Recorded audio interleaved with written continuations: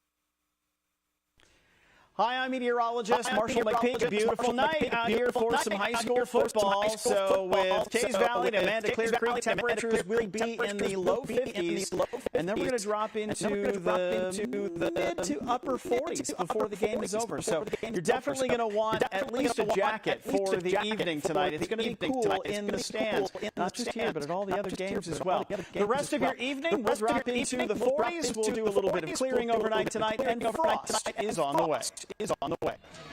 Marshall, thank you very much. Welcome back to Clearcreek High School and the Pit, as they call this facility. A gorgeous place. First time we've ever called a game here, Jeff, so it should be a lot of fun here tonight. Well, it's a great community, Randy, and you wouldn't tell by the attitude of the fan base here that this Amanda Clearcreek team has struggled all season long, 0-7. And again, we talked in the open about the youth of this football team, but they do have a great tradition down here for the Aces. So many state championships in the past, too, and also great tradition at Teays Valley under Mark Weber in year number 9. A guy I remember watching while he occasionally played football at Capital. Sometimes he was sitting on the bench, sometimes he was out there. But he's done a masterful job with the program as well, too. And a good crowd, as you mentioned, too. We got a Division 2 team taking on the squad that's in Division 5, Teays Valley, Division 2, and they are in Region 7. You know, if they were in Region 8, they'd be a lot to make the playoffs almost. But Division 7 this year, a little tougher. They're 14, top 16 make the playoffs. Amanda is in Division 5, and they're in Region 19. And we're just about set now for the Buckeye State Bank kickoff. Started enjoying the benefits of banking local at Buckeye State Bank. Get started today by visiting joinbsb.com. Back deep, you can see. Here's Wolpert, and he's a guy that will also play a lot on offense and defense as well, too. The return kicks, and he's a guy that's got the speed, too, to get his to the outside, too, on kickoff returns. Does a great job along with Gavin Sparks and Adam Parrish. And we're going to be underway here in week number 8. Hard to believe. Leonard Bridge with the boot. Return come all the way up to the 40, maybe the 42-yard line, and that's where the Vikings will take over on the first drive of this contest in week number 8, and we played 5 seconds here, quarter number 1. So it's Teays Valley in offense, by their quarterback, who we're going to talk about a youth movement. This guy is just a freshman. It's just Katie Hines, but he's got good numbers too, as you can see. No picks and 4 touchdowns. They don't live by the pass. They live by the running game, but this guy is very efficient as a thrower. Randy, we spent a lot of time talking about the youth of Amanda Clearcreek, but there are some young people, as you mentioned, that are playing key roles on this Teays Valley football team. Sparks way wide to the top, Spain to the bottom of this first down play from this fast 42-yard line. And they'll keep it on the ground, around the right side, giving ground and getting anything. Anytime that running back has to go back a step or two like that to turn the corner, it's going to be difficult. That time, nothing there around the corner for Teays Valley, and they're going to lose a couple on the play. And here now is your safe light offense. You take a look at the guys that's front. Good size in that line, too. Thurston back, experience on the left-hand side, along with McFarland. You got Graham and Burrs as well, too. Odom is a guy that will split time with Gavin Karshner at running back for the squad from Teays Valley. So a loss of a couple, second down and a dozen. They do throw on a quick pop. Pass is complete out to the 47-yard line as they find Gavin Sparks coming to catch number 12 on the campaign, good for 141 yards. Defensive coordinator Steve Dalton is also the head coach. We just talked about Mills in the open. Stump and Stye, good linebackers. Watch Brody Elder out in the secondary. He's got experience as well, too. On a third down, and just about 1 minute into this contest. Quick pop, and the pass is caught for a first down, and then some. Nice job that time by Wolpert to make the catch. Shed the defenders, too, and pick up another 4 yards on the play as he finds that opening and gets for him with his catch number 37. And Trey Wolpert, number 1, we mentioned a freshman, does a really good job of sitting down in the zone and giving his quarterback a good target to be able to throw to. And that pass by Kaden Hines on time, on target. On the ground, they keep it, and they burrow their way all the way down inside the 35, around the 32-yard line. That is Karshner. It's a thunder and lightning combination you mentioned, Jeff, at running back. Odom is a guy who's a returning starter, but he's that stat quicker kind of guy. Karshner is a guy that will bang it out between the tackles. He actually has more touchdowns on the ground than Odom. He's got 9. The one thing you notice when you get a Division 2 team playing a Division 5 team is the difference in size. Look at the left side of this offensive line. Joey Thurston over there at 300 pounds, Mike Beck 90. That is a huge offensive line. On a second and short, they need a couple. Rolling, Hines looking long downfield, and the pass incomplete at the 11-yard line. Just off the fingertips of the intended receiver on the play is Harrison Payne. Certainly a ball that could have been caught down there. He's got turned around at the last minute. A very difficult throw for the freshman quarterback to be able to put it down there, but you can see it was on target. And unfortunately for the receiver, just unable to bring it in. Payne against Chillicothe, what a start to his season. 13 catches, 187 yards, and also had a touchdown. And now, just third down and 2 from the 32-yard line. For Hines and Company. And they'll hand it off. They'll get the 2 yards, and that's about it. Get to the 30-yard line on that running play that time with Karshner, but not much more than that. But it should be enough to move the sticks for another first down to the Vikings. Gavin Karshner at that running back spot, 9 touchdowns so far rushing the football this year, averaging 5.1 yards per try. That's him right there, number 16, captain of the football team. Prior to that, you saw Landon Mills, the 6', 185-pound sophomore. 9 solos, 9 assists, a fumble caused, and a tackle for loss already on the season. It's another Home Appliance Solutions first down now for the Vikings as they go 2 wide to the top, 1 to the bottom. The ball rushing just inside the 30 for Hines and Company. And again, the handoff goes to big number 16, and a nice tap right up the middle that time for Karshner. And he's got another first down as they're going to motor into the red zone. Well, it looked to me if Karshner would have just kept his speed up, he might have had a huge play. They faked the jet sweep, came right down the middle. You got an opportunity here to make that safety miss. And a really good tackle by Landon Cavell. Coming up, that's another freshman. 5'8", 149-pounder coming in there like he was taking a steer down. We are inside the Bath Theater red zone. Transform your Bath in one day. Get started at baththeater.com. On this first and 10. Looking, rolling. Pressure on it. Brought down. Hines tried to turn to his right and get away. And there was nothing there as he tried to turn the corner. Pursued that time for the Aces by Dalton Stump and Company. Dalton Stump leaves his team in tackles for a loss coming into tonight's game. And you can see, watch the left side, came unblocked from the back side of the quarterback. And Caden Hines had no idea, no rear view mirror to determine that guy's coming right down your neck. The guy that maybe started the season a little slow, Jeff, but has really picked it up in the last 3 weeks now for the squad from Amanda Clearcreek High School. That guy is just a junior, by the way. Stump. First name, same as the coach's last name. Little toss, and we talked about that 1-2 punch. You see it there. Good open field tackle there. As Odom tried to turn the corner, and waiting for him was big number 7, and that is Tanner Althofer. Got an injured player down in the field. See here, it looked like Odom had a wide open field.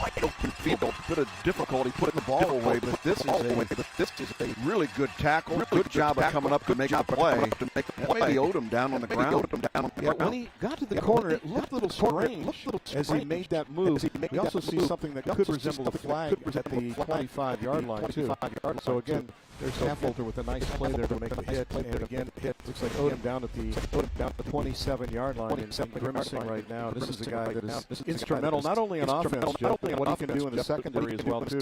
This is a guy that last year when he was playing as a quarterback would tip the ball and maybe knock it out of the hands of the receiver, but now he is able to actually hit the ball. Number 10. It's number 10-yard penalty from the flag. Second down. All right, that's the voice of referee Danny Oates with the penalty. With a holding call against the Vikings, they still attempt to. Richard Odom, the 6'1", 185-pound senior down on the field. As we look at the clock, 8:06 left to go in the first quarter. With this being said, we're going to pause now for a message from our good friends over at Toyota. We're heading into all-wheel drive season. And this RAV4 is one of 15 different all-wheel drive vehicles from Toyota. RAV4 can handle the rain, the snow, the off-road, whatever comes your way. Which explains why it's the best-selling SUV in America. You got all kinds of room back here.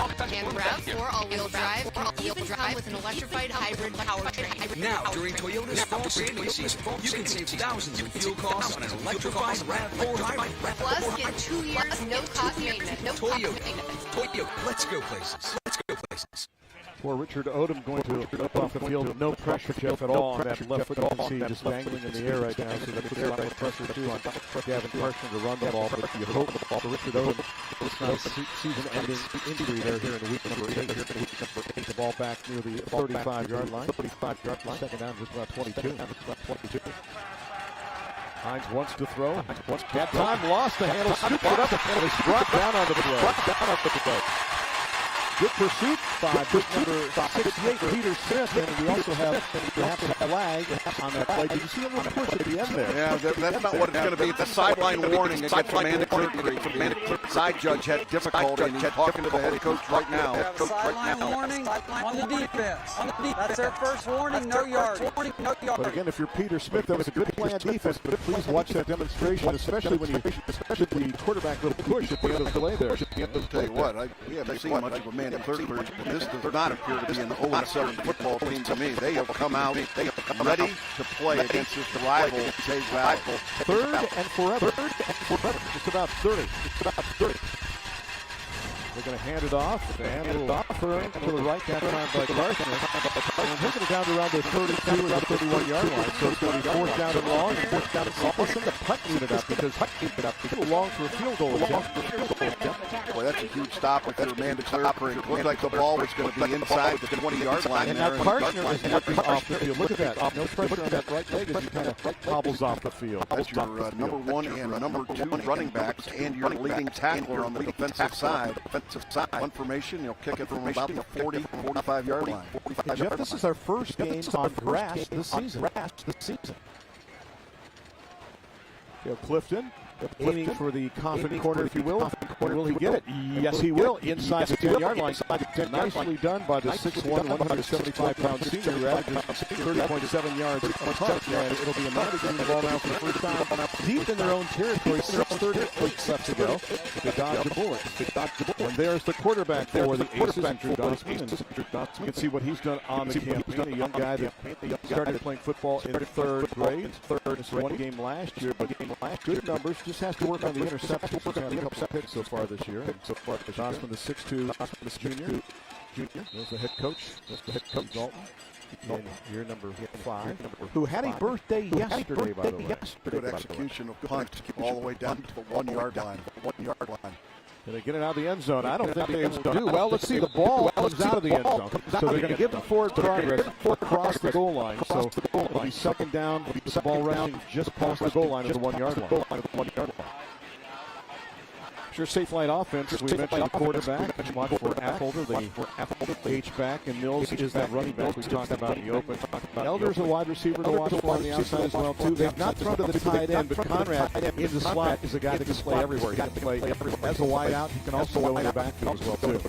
Dosman, by the way, this time went all the way to the sidelines to get the play. On a second down, 10 and a half. And 10 and a half. That's the yard line they're at right now. Trying to burrow their way out of the end zone, and they will get the ball out. And a nice surge on the tackle. It pushed the running back across the 5-yard line to nearly the 7. As that time on to carry is Tommy Stye. Again, here's your safe light defense. Schooley, Mullins, Graham, and Rigsby up front.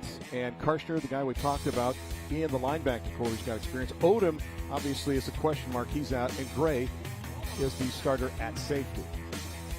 Keep your eye keep your eye defensively on Tristan Graham, number 80 or number 55 at the defensive tackle position for the Teays Valley Vikings. A sophomore, but 270 pounds in there. And returning starter on the third down play. They need to get it across the 10, and they've got the first down. And, you know, this is what they would love to do in this contest, Jeff. If they can eat up some of that clock and get yardage on the ground as Mills on the carry has the first down, another Home Appliance Solutions first down, they'd love to shorten this contest. You know, Randy, they have really struggled getting the ball into the end zone, getting scores this season. As you see the push by the offensive line, really good job up front. The H-back, Tanner Affolter, really did a good job turning his man to the outside, creating the opportunity. And quite frankly, all they were trying to do was get room to be able to punt the football, Randy, and they end up with a first down here. So they are on fire. Mark the ball just past the 13-yard line. Again, nothing fancy, but we had whistles before the play. I think we have a false start on the offense. Danny Oates coming our way. Dead ball, false start, offense, number 25. 5-yard penalty, first down. I'm going to say that Danny has a brand new white cap because that thing is glowing out there on the field. We noticed that before the contest. Almost looks like he painted the hat right before the game. I think he's got 10 new ones that he started the season with. You know, he just grabs one out of the trunk for each new game. Well, he knew it was a TV game. I think that's what's great about the visiting team tonight. They even put TV on the side of their helmets. You notice that? Think about it. You're on a roll. Thank you. First down and long now. The ball pushed back inside the 10-yard line to the 9. They need 15 yards. They'll keep it on the ground. That's Mills to the left side. He's got an opening. Oh, shoulder tackle there, nearly a horse collar around the 13-yard line. Hit made on the play by Kevin McDowell. McDowell just kind of came up there, grabbed him by the shoulders, and the cornerback said, "You're going down." For Kevin, his 32nd tackle on the year. We've got young guys on both sides of the ball. Kevin McDowell, he's a freshman coming up, and he has got him right by the shoulder, right there. That was an excellent tackle. No horse collar, had him by the jersey right on top of the shoulder. That's okay. But again, here's a young man that playing that cornerback position as a freshman. You know, teams tried to pick on him earlier this season as a freshman, but he has held his own. Passing situation, and Dossman, I think, probably just threw that one into the ground.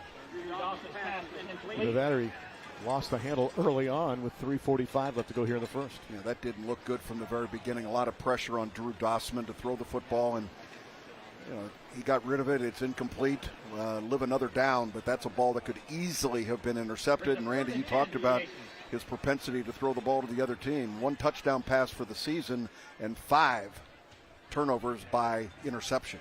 See the Vikings defense, led by D coordinator Joe Lewis, who's a grad of Teays Valley in '99, has dialed up here with his 4-4 defense. This time they'll show almost 5 down linemen. And look at that collision back across the 12-yard line. Absolutely nowhere to go on that play for Mills.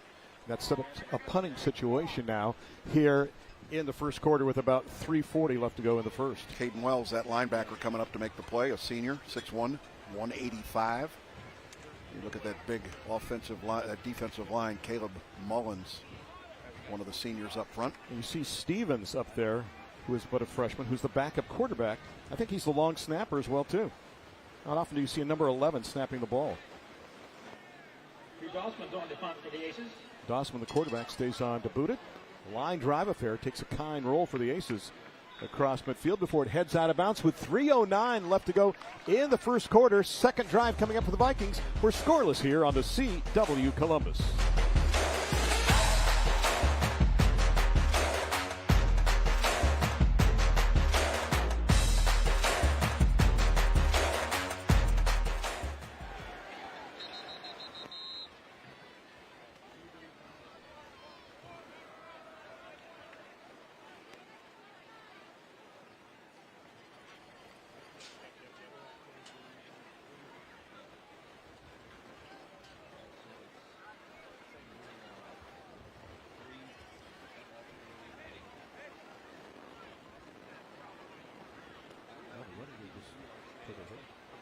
Aces Against Cancer would like to thank everyone for their amazing support and would like to announce their fundraising total for 2022.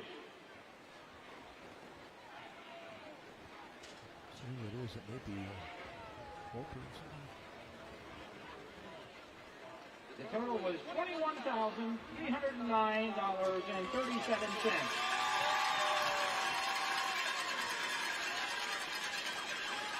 Welcome back to the pit. Time now to check out the Toyota Teays to the game. First of all, in this contest for Teays Valley, respect their elder.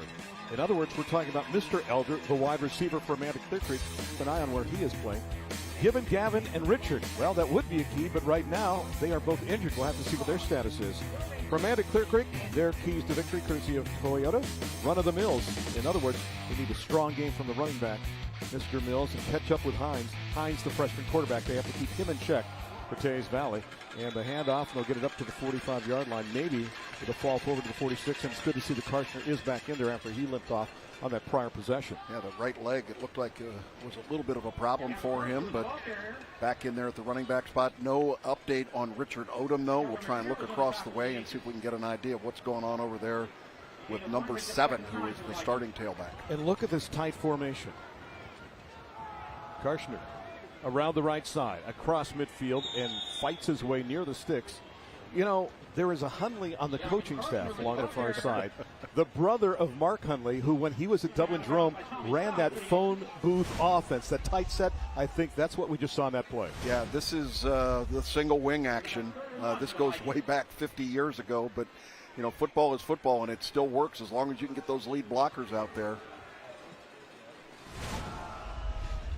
And they'll keep it on the ground on this third down and short, and they'll get it inside the 45 to the 44-yard line. Karshner on the carry. Jeff, we mentioned that this is the, 8th game of the season? It's our first game on grass. Is that a factor at all? Well, it's not a factor necessarily in that there's a slippery field or anything, Randy, but there is a issue that on these grass fields, especially here at Amanda Clearcreek, this is a very high crested field, if you will. On a 1st and 10 from the 45-yard line. This time on the carry is number 4 across the 40 down to the 36-yard line. Nice gain on that play by Fabro. And Randy, the crown on the field that I was talking about, from the sidelines to the middle of the field, is about a 3 to 4 foot increase, and that's for drainage purposes. And the thing is, Teays Valley doesn't play any of their games on grass, so they had no chance to be able to practice with throwing the ball to the sidelines, where it's going to be at a different level because of the crown on the field. Gain of 9 on the play, actually about 9.5, 2nd down and less than 1 from the 36-yard line. Little play action, going long downfield. They have a man waiting for the football. Catch is made inside the 10 to the 5. And will they give him the touchdown? Yes, counted as a touchdown on the play. It goes to Harrison Payne, another Ramos Roofing touchdown. And get your free estimate on a roof by calling or texting 614-761-ROOF. Payne adding some, if you will, to Amanda Clearcreek, gets the touchdown. And for Harrison, his 3rd on the season. Good job of finding an open receiver. The ball underthrown a little bit. You can see Harrison Payne had to wait for the ball to get there, but he was well enough behind the secondary. You know, they ran the ball with great success, and that set up the ability to be able to run it. 36-yard touchdown pass.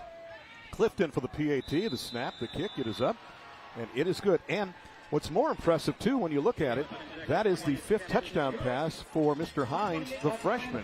He's been very effective, and that was a play-action situation, too. They needed less than a yard, and they were able to go ahead and get that, and then even more than that, and get the touchdown and get on the board for the first time by a count of 7-0 with the extra point. Well, it's time now for the Music Go Round Coach's Corner. Here's what Teays Valley head coach Mark Weber had to say earlier when I asked him about his team and his running back duo. After 7 games, we're 4-3. We grew as a team throughout the year, and we had some rough patches, but I think we're growing out of it, and we're kind of hitting the peak of our team. We're hitting the peak of our team at the right time. Rich Odom, number 7, and number 16, Gavin Karshner. They're a load, you know. If you stack the box, one can run outside. If you don't stack the box, one can run right up in the middle. So it's a really good tandem to have. Stay here, Music Go Around. They can help you with all your instrument needs at 2630 Bethel Road in Gahanna, inside the Stone Ridge Plaza. Check it out.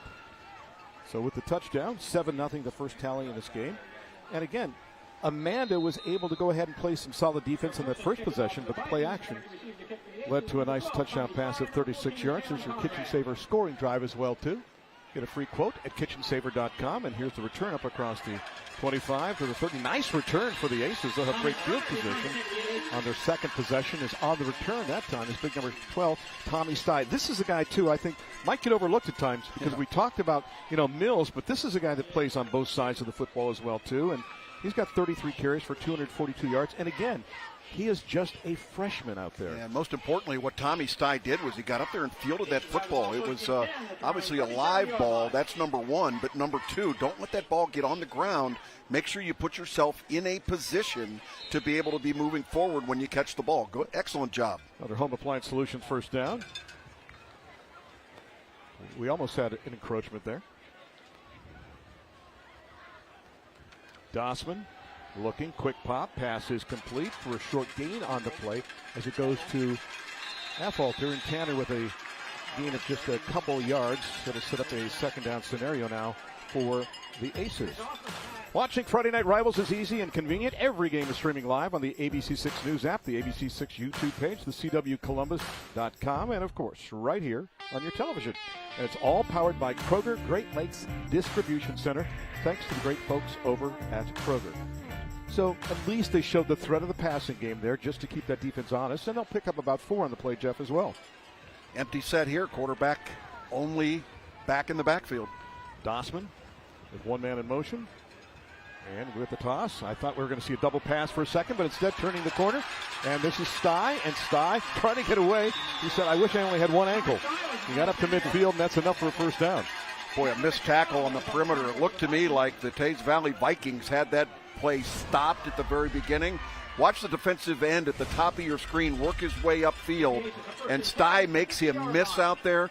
That's the job you want that defensive end to do, turn that play back inside, but there wasn't enough pursuit from the rest of the defense. 1st and 10 now from midfield, and they keep it on the ground, and Mills has got it across the 50 to the 49. He'll pick about one on the play, and it'll be 2nd down and 9. Under 5 seconds left to go, and that'll do it. One touchdown of 36 yards to Payne, and after the first 12 minutes of play, it's the visitors. Teays Valley on top by a count of 7-0, and you are watching the Central Ohio Toyota Dealers Friday Night Rivals, presented by Columbus State Community College, right here on the CW Columbus.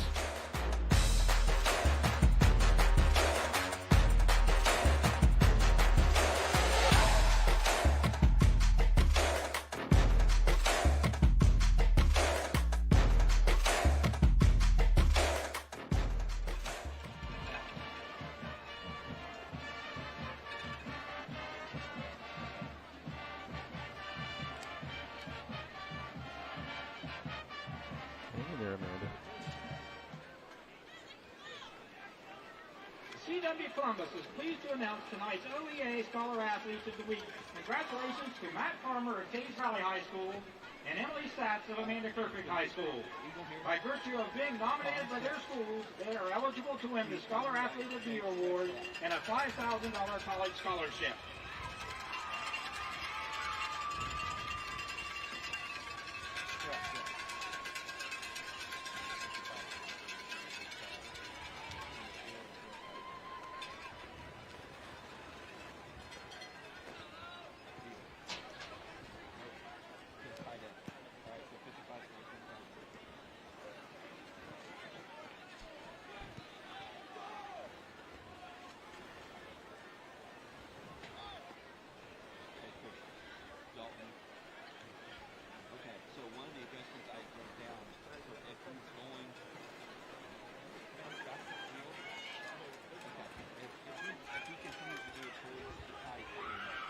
A gorgeous night for high school football. Week number 8, second quarter begins now with Amanda Clearcreek trailing Teays Valley 7-0, but the Aces with the ball. 2nd and 9 just across midfield.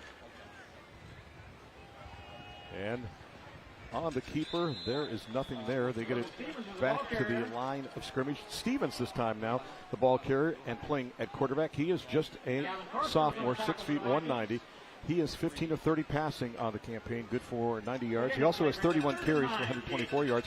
Jeff, this is a guy they're trying to work in the offense any way they can, not only as a quarterback, but maybe as a running back as well, too. Now he will leave from quarterback, and Dossman will go back there.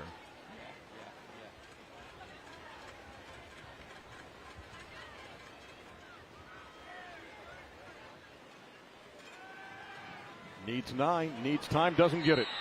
First guy coming through there and just whipped him down was big number 55 on the play, and that is Tristan Graham, who you talked about earlier. Yeah, that's the sophomore defensive tackle that is a beast in there. Very difficult to block. Watch in the middle of your screen. 5'5" coming in, makes a move, just bull rushes the right guard and nearly decapitates the quarterback. Tristan Graham, 6'1", 270, and just a young sophomore on this football team. Dossman stays into punts on this 4th down play, and a late entry onto the field to come back and field the punt. And will it be scooped up? It will be by Wolpert to the 20. He's got some room. He's up to the 33-yard line. Maybe he was near the sidelines, but I'm not sure if he just came running on at the last minute, because I didn't see anybody back to receive that punt there for the longest period of time. So the Vikings will get the ball back now, 1st and 10. And don't forget, it's the biggest plays, the biggest schools, the best high school football. You get to see it first thanks to First Scores on Fox 28. Sponsored by Spectrum. Catch it tonight at 10:45 only on Fox 28. Party at Logan's house. I don't think we'll be home, though, by 10:45. I was going to say, you better have it on DVR. We're 2 flights away. And I don't mean flights as in stairs. I mean as in airplanes. They'll hand it off on the 1st down play. First down courtesy of Bowling Green State University, as we have a hanky on the play as well, too, just across the 35-yard line, and we'll sort this out with Mr. Oates. Holding against Teays Valley. And how long did it take you to get here, sir? It was just about an hour. Okay. Wasn't too bad. Of course, you drive like a madman. Mr. Oates, what do you have here? Holding, offense, number 10. 10-yard penalty, first down. All right, thank you very much. That is Danny Oates, your referee for this contest. Defensive signals going in for Amanda Clearcreek. Steve Dalton, the head coach, is also the D coordinator. Is that hard to be a head coach and a coordinator on one side of the ball? I think so. At the high school level, we see a lot of it, but obviously in college, usually the head coach is a little bit more offensive or defensive, but never the coordinator. Looking long downfield, collision. The quarterback got drilled. And I tell you what, if number 5 for Teays Valley, and that is Mr. Sparks, looks to his outside shoulder, he might have a chance. But on the play, getting waylaid was Caden Hines, the freshman quarterback. Boy, he stood in there and took the hit and really delivered the ball fairly well. But, Randy, nobody really got their head on a swivel and looked back. Watch how quickly he gets banged here, throws the ball up, and unfortunately nobody was able to locate the football. That was Dalton Stump who drilled him. Yeah, Stump has been playing really good so far tonight. We expected some good things out of him, and he is not disappointed. Second down and long, just about 2 minutes into quarter number 2. Hines rolling, trying to buy some time, and he'll hit the turf back inside the 20-yard line. Again, they roll to the left, and this time waiting for him on the play was big number 8. You know, Randy, one of the things I think is difficult if you've got a young freshman quarterback in there, don't go with his weakness. And this is anybody. Going to your left if you're a right-hander, you got to figure out ways to let this kid have some momentum, some positive things happen. Those little short passes that they've been using so far, that builds confidence with your freshman quarterback. Brighton Carruthers, just a sophomore who made the hit on the play. He likes fishing and history. His dad, mom, and sisters, all great athletes. Against St. Charles, week 3 had 5 tackles and caused a fumble. Third down and 24 now for Hines and the crew. Looking, gunning on the out pattern. Pass incomplete. Well, Amanda may be winless, and they may be scoreless, but they're playing solid defense so far. They really are, Randy. That's a pretty decent job. Getting the ball out there, and this is what I'm talking about, is getting your quarterback out there where his strength is, and that's that right side for the right-hander, and this ball was really well delivered. Good defense again by the Aces. We'll do a double-team scenario there. Kaylin Conrad, one of those waiting for the football. Punting situation again now for Hale Clifton. Lone safety back deep at the 48-yard line. And will hit at the 47 and trickle across midfield, head out of bounds. But again, it'll be good field position when the Aces get their next possession and when you come back with 9-10 left to go here in the first half. And the Vikings on top of the Aces, 7-0 here on the CW Columbus.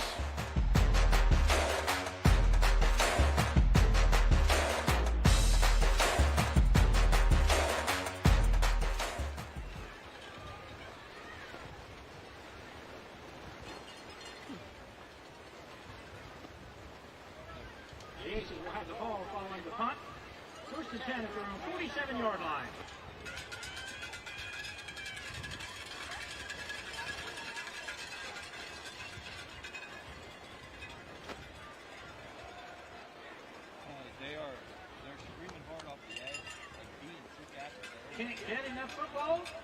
Thanks to First Scores on Fox 28, sponsored by Spectrum, you don't have to. Get your ticket to see the best plays and final scores for all high school action on Friday night. Don't miss First Scores on Fox 28, sponsored by Spectrum, tonight at 10:45 p.m.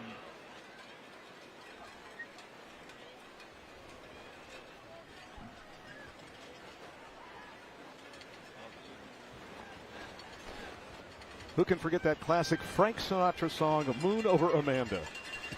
Actually, there was a song called Amanda in the 70s and 80s. Remember that? Boston? It's a great song. We should mention, too, Amanda is playing so well because when you look at their first half numbers, Jeff, they've given up over 200 points in the first 2 quarters so far in the campaign. They've scored only 22. So far tonight, they've given up just 7 points on this BGSU first down. And everybody left except the center forgot to snap the ball. So we've got a false start on the offense. Moving back 5, make it 1st and 15. Dead ball, false start, offense, number 53. 5-yard penalty, first down. So your thoughts about the first 12 minutes of action, sir? Well, I got to be honest with you. I think I don't look at an 0-7 football team out there when I see Amanda. I mean, I think they're playing a lot better than that. I can see that this is a very talented Teays Valley team, but just maybe not being patient enough on offense. Yeah, you just wonder when the light switch will come on for them. The handoff there is nothing there that time. They tried to find a gap off of right tackle, and on the play, nothing there for Tommy Stye. So Stye trying to get back to the line of scrimmage. He'll do that. So it'll be 2nd down and 15 now from the 43. Big number 21 on your screen, helping Teays Valley defensively to make the play that time, and that is Hayden Wells. Wells is a guy that plays a solid game for these guys at inside linebacker. 58 tackles, 6 tackles for loss, 3 sacks as the Mike linebacker. He's also blocked the field goal. Quick pop, pass is deflected. They got a paw on that one to knock it down. Looking for that little screen there.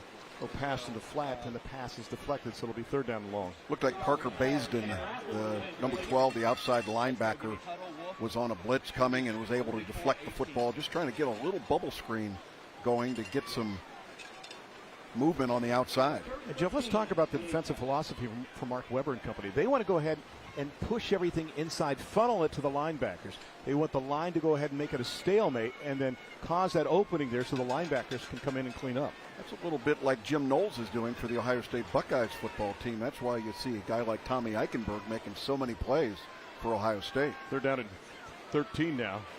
And looking downfield is Dossman, and he'll throw it away. Closest guy to the football was Talon Conrad. A quick possession there for the Aces, and they will be forced to punt. Is this your first time at this high school, sir? It is. First time down here. Very impressed with their facility and the community spirit down here.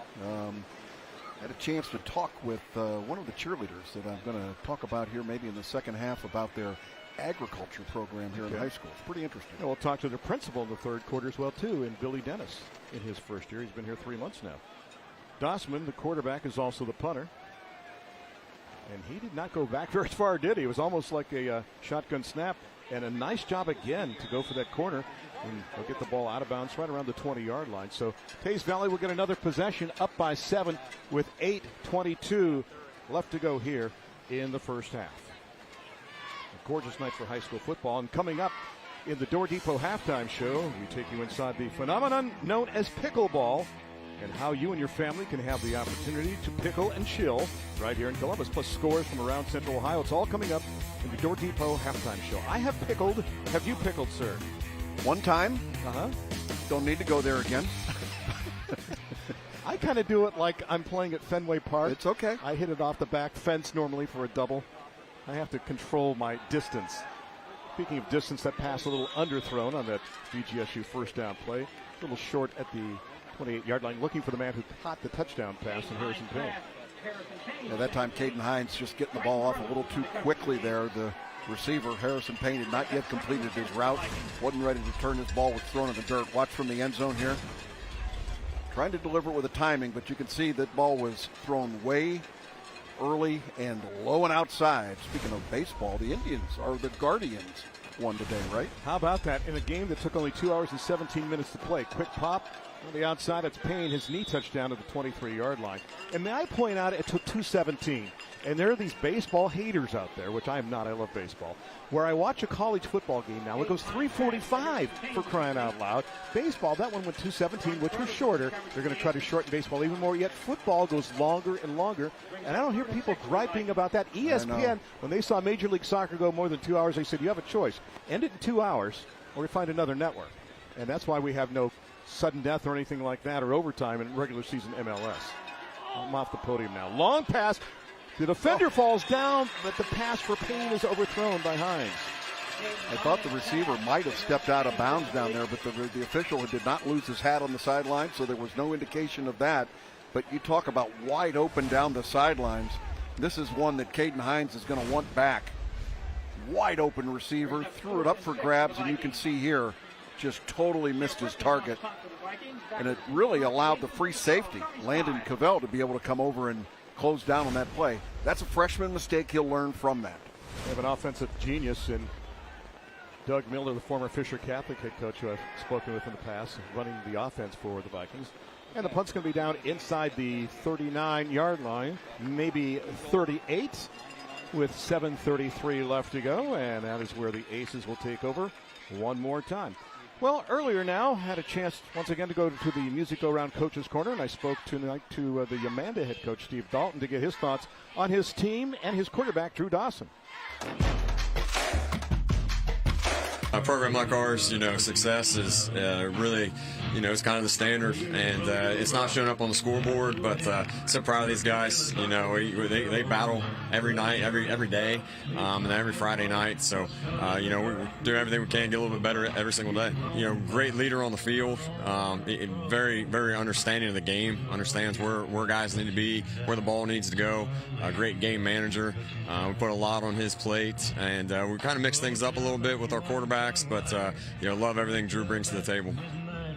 Well, Dossman that time on a first down play was corralled, Jeff, and still tried to throw the football downfield to the 47-yard line.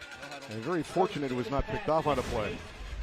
You're going to watch the play here again and faking the jet sweep, but again, actually, pressure. That's Stevens at quarterback. Yeah, Stevens was back in there. Pressure coming from the outside again. Not enough protection, and a receiver out there wishing he had the ball. Peyton Beavers, that's the tight end, and Randy, they have yet to throw a pass to the tight end. Now, he's a guy that came back late because of a baseball injury as well, too. They're going to hand it off the right side, and they get nothing. Now, the Teays Valley offense may be struggling, but, boy, their defense is staying at home. They're doing a great job there handling things with Joe Lewis and company. And there's a hit made that time by big number 21. Again, that's Hayden Wells, who we talked about on that prior possession. He's played football since second grade. He loves sports, including baseball. He likes country music. He's in the National Honor Society. He's going to go to firefighting school as well, too. Good for him. So third down and long here. Logan Stevens checked in, still in there at the quarterback spot. So they alternate, and they go from Stevens to Dossman to Stevens now, who gives you that southpaw look as well, too. And he'll hand it off, and they'll take it up across the 39, and that's about it. On the carry that time is Cavell. Cavell with a short carry. It's going to set up a fourth down. Let's call it 6 from right around the 40-yard line. Again, when you're looking at a D5 school, Jeff, you can see a lot of guys playing on both sides of the football, and that's what you saw that time. There's Coach Miller, by the way, that I talked about before, former Fisher Catholic coach, right next to head coach Weber. Coach Miller cut his teeth down in Georgia with football, too. Yeah. Kind of looks like a cousin of Ernest Hemingway almost, He looks very professorial. There's the boot. Boy, killed this one. Yep. And the return going to start from the 25-yard line for Wolpert. The flag's on the play. He goes down at the 29. And another flag. Everybody's got a flag. You got a flag, I got a flag. 6:08 left to go. Could have multiple penalties on this play, or maybe they're just tossing it back to the same area. At least a block in the back. There was no question about that on the return team. There it is. There, one, yeah. The referee again tonight is Danny Oates. Illegal blocking in the back on the Vikings. Make it official. Block in the back, receiving team, number 10. 10-yard penalty, first down. And look at that. Correction, that was number 23. And it really wasn't flagrant either. It was just a push in the back, and that's one of the things that you've got to be careful of on special teams. And there's your officials, Rex Pierce, Rob Dawson, Keith Causey, Bradley Holloway, Mike Scholl. So we have a center judge tonight, that sixth official that's also in the offensive backfield opposite of where that man is, Mr. Oates.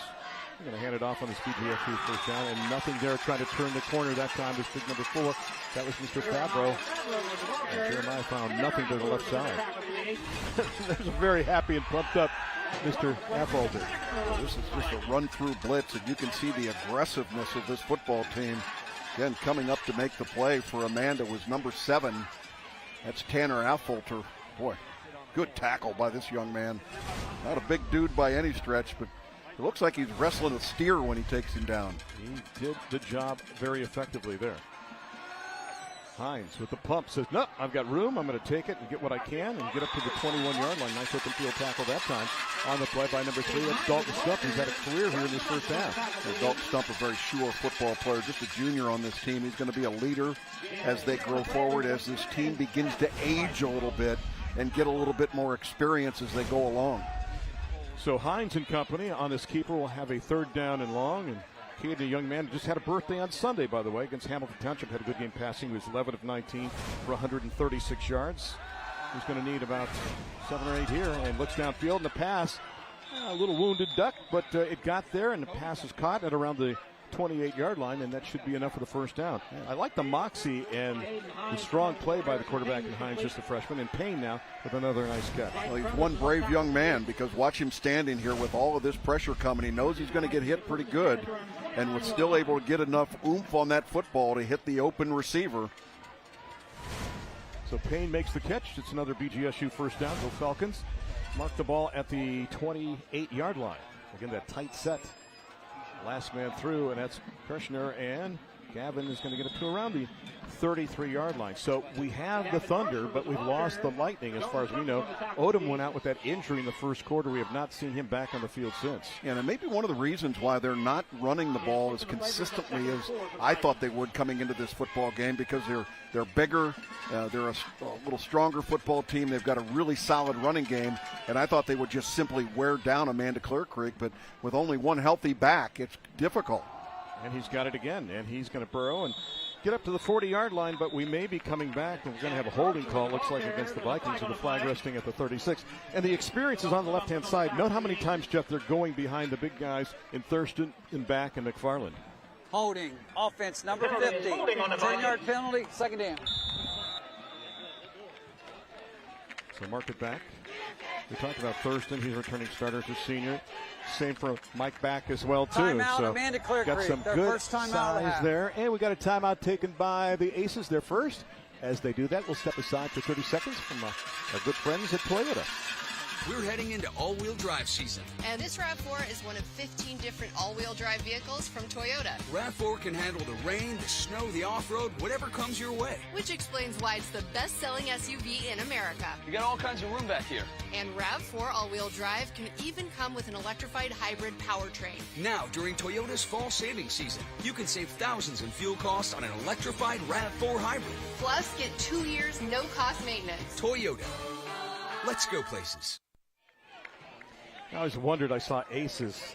I wondered, could that be standing for something, an abbreviation, those letters? And I've seen things that go from academic commitment to excellence and success for Aces, and then act responsibly, come prepared, encourage others, and show respect. So ACES. So a couple of the ways they've used those 4 letters to emphasize their program. 2nd and 14. Hines wants to throw downfield, has a man, pass is caught at the 40-yard line, across midfield, all the way down to the 47-yard line. Nice catch by Gavin Sparks on the play. A nice play as they pick up 22 and get that first down. Well, again, they found this wide open a few plays ago. They're going back there again, a little play action, throwing the ball down, and had this ball been a little bit better on target, it looks like Gavin Sparks would have been able to go the distance. Got behind the defensive backs on the boundary side. It's got to be tough for the Aces, too, when they just burned a timeout to talk to their defense as well, too. It's Karshner off the left side. He's inside the 40 and out near the sticks and around the 39-yard line. So Sparks with the big catch on the prior play. And then Karshner. Sparks, by the way, a guy who likes, are you ready? He likes history, FFA, Future Farmers of America, and his girlfriend. Not necessarily in that order. That's a good man. You know, the Vikings averaging only 18 points per game. Now, again, a 4-3 record coming into tonight's game, 3-1 in the Mid-State Buckeye, and they've been giving up about 15 a game, so close games have been part of their life this entire season. 2nd down and a couple. We'll hand it off to Karshner again. He needed 2 and got about 3 on the play. And offensively, when you look at Teays Valley, look at this. Finds a little opening and continues to go. Again, that scrum breaks out, finds the gap. The whistle hadn't blown, and it looked like he was down after a couple, but squirts through and gets a nice gainer. This is a team that averages about 160 yards rushing, 172 yards passing, so pretty good balance. And that guy is going to have to carry a lot of the weight as the running back tonight. And again, we talked about the fact that he does not leave the field. He normally gets himself a break on the offensive side, but with Odom out with the injury now, Karshner is going to have to be the guy. Another BGSU first down, and he will get it again off the left side, inside the 20, puts his shoulder down and fights his way inside the 17. Well, that's the thing, Jeff. When you play 2 ways, many coaches believe, I don't know what your thoughts are, that you rest the guy some on offense and you play him full-time on defense. With Odom out, you mentioned he's going to have to see a lot more time on offense as well, too. Good blocking by that left side of that offensive line. That's their big dudes that are leading the charge. And once again, Dalton Stump playing that linebacker position, hanging on for dear life, trying to bring down the bigger guy. We're inside the Bath Fitter red zone, and they'll keep it on the ground again. And force the ball inside the 15-yard line. By the way, since we've entered the red zone, just a reminder, you can transform your bathroom in one day. Get started at bathfitter.com. Boy, you get the idea that Karshner's a little bit exhausted there. Going to go ahead and take a break. See what they do. And we've got a face mask call for Mr. Oates here. Personal foul, face mask, defense, number 7. Half the distance to the goal, first down. So that's going to put the ball inside the 7-yard line. It'll be first and goal for the Vikings, looking for their second score. That man looking for his defense to bend but not break. And is it Karshner time again?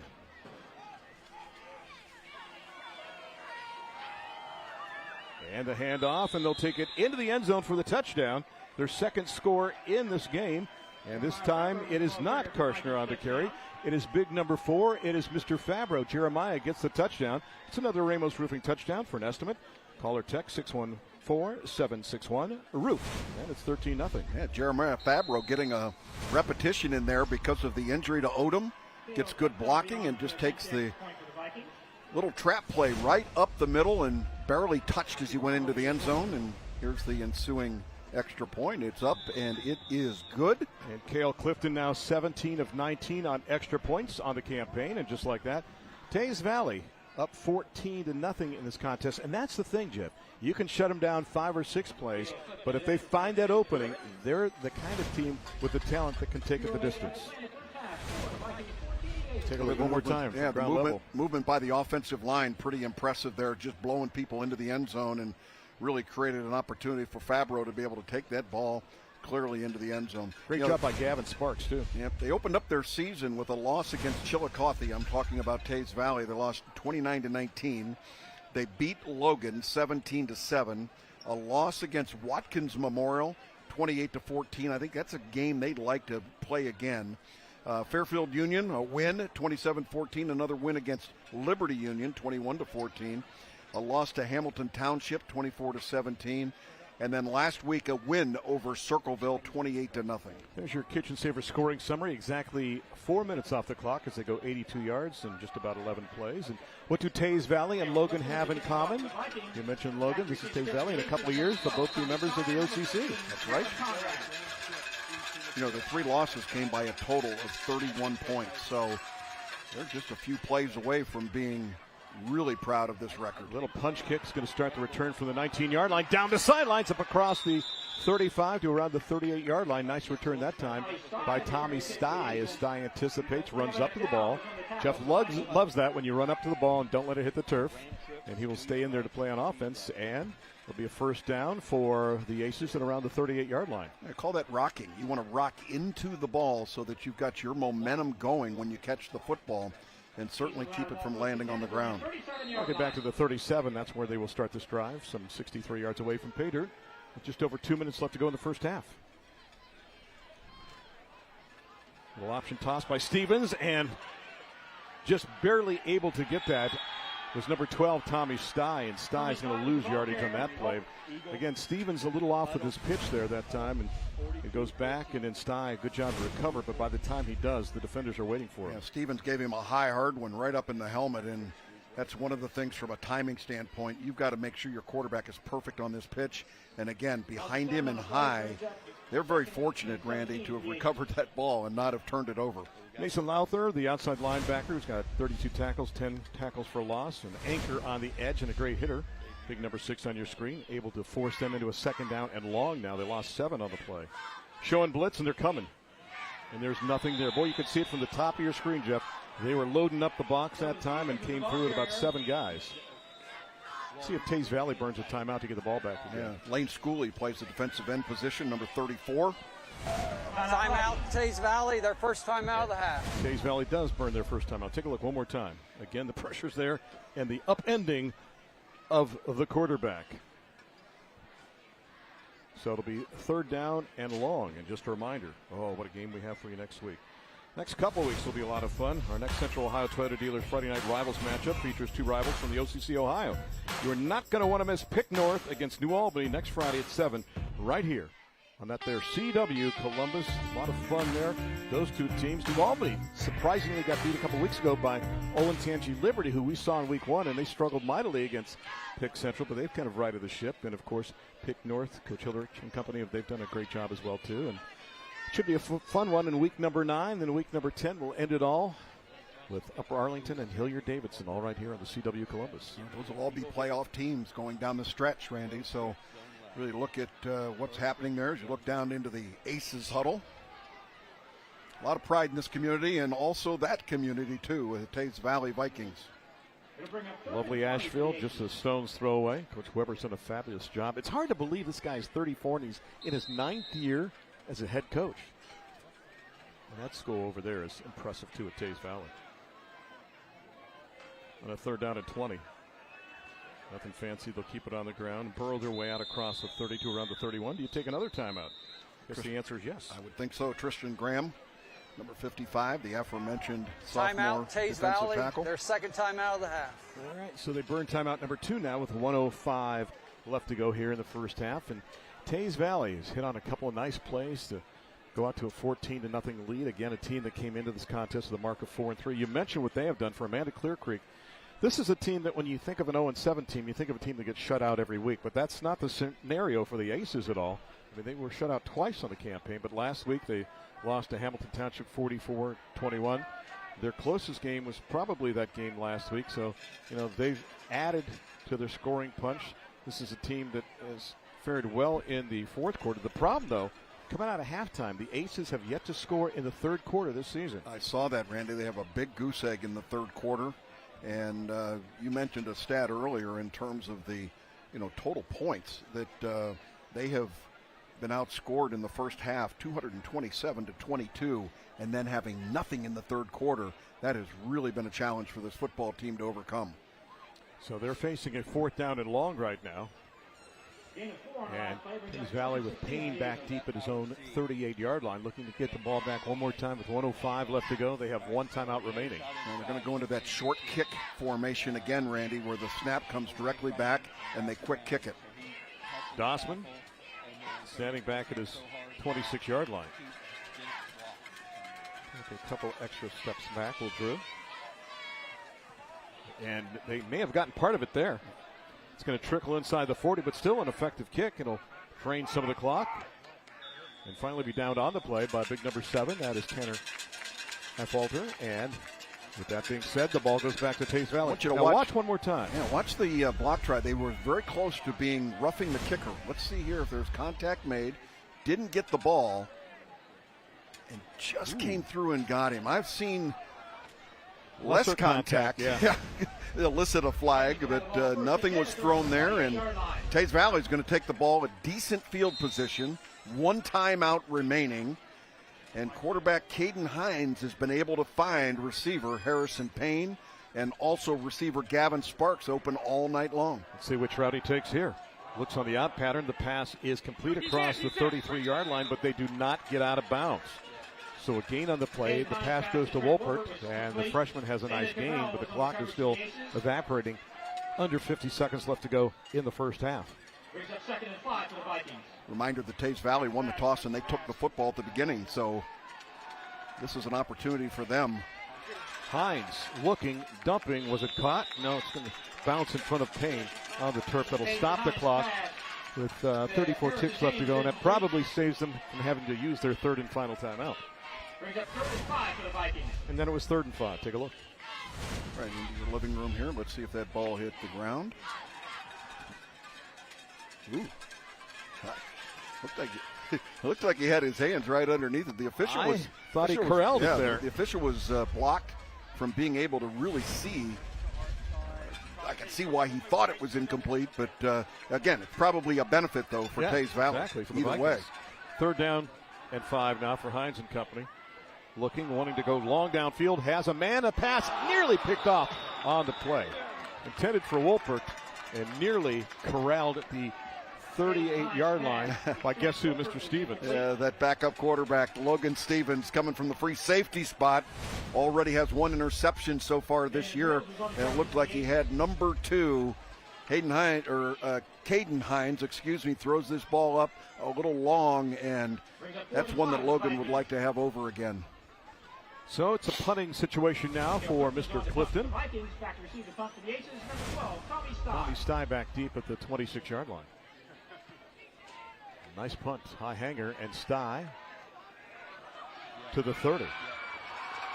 Nice cut inside, but that'll be about it. But there's a hanky as well, too, at the 35-yard line. So with 24 seconds left to go, we'll sort this out. It could be a longer field for the Aces to traverse here. There's a flag on the play. All right, if you're Amanda here and you're down by 2 touchdowns. Block in the back, receiving team. 10-yard penalty, first down. Do you just take a knee or a little handoff and call it a half? You're not going to do anything silly. I mean, you're going to get the ball to start the second half. And you look to buck that trend in the third quarter, right? Yeah, you don't want to make a mistake here with a handoff exchange or something like that. Go ahead, have your quarterback take a knee. There's no way Teays Valley is going to call another timeout, so take it into the locker room and feel pretty good about being down 14-0 in this game. 1st and 10. They'll hand it off. And out across the 27, maybe the 28-yard line is Landon Mills.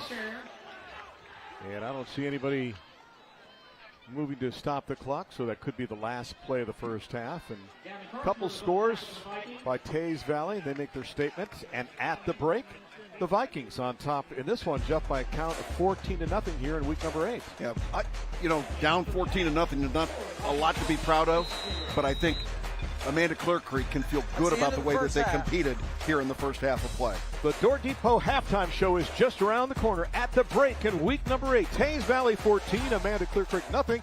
This is the Central Ohio Toyota Dealers Friday Night Rivals presented by Columbus State Community College right here on the CW Columbus.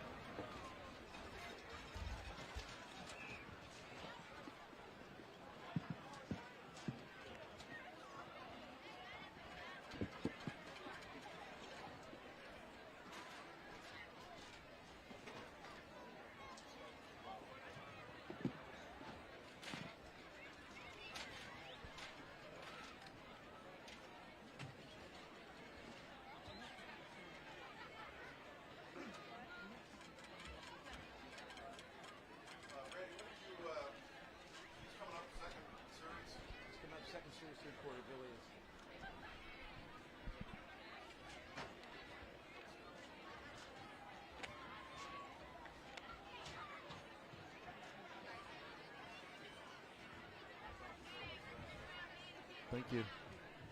Thank you, Julie.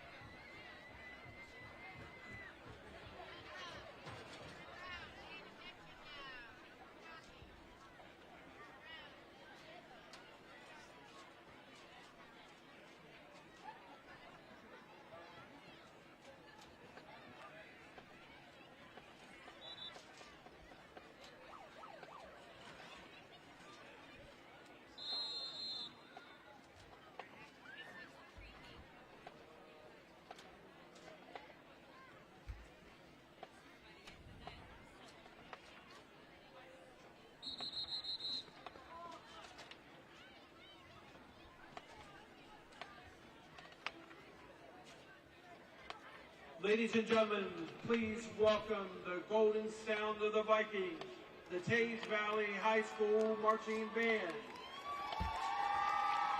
The 2022 production, Found, highlights music from the Tony Award-winning music Dear Evan Hanley. Drum majors Emma Cottle and Alexis Cup will conduct For Forever, which features trumpet soloists Everett Harold and William Garvey.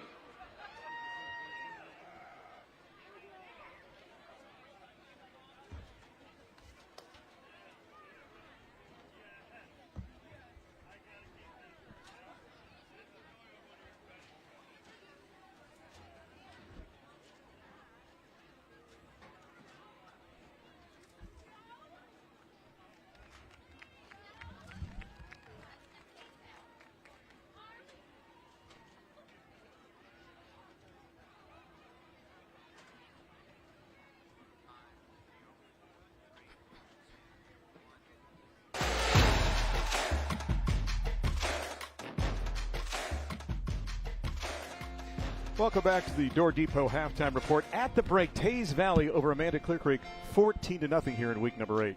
Well, you know, Major League Pickleball is coming to Columbus next week. That's right, Pro Pickleball, Pickle and Chill, will be host to the free event. ABC6 News' Caroline Cohen tells us why this is such a big deal for Columbus and the sport.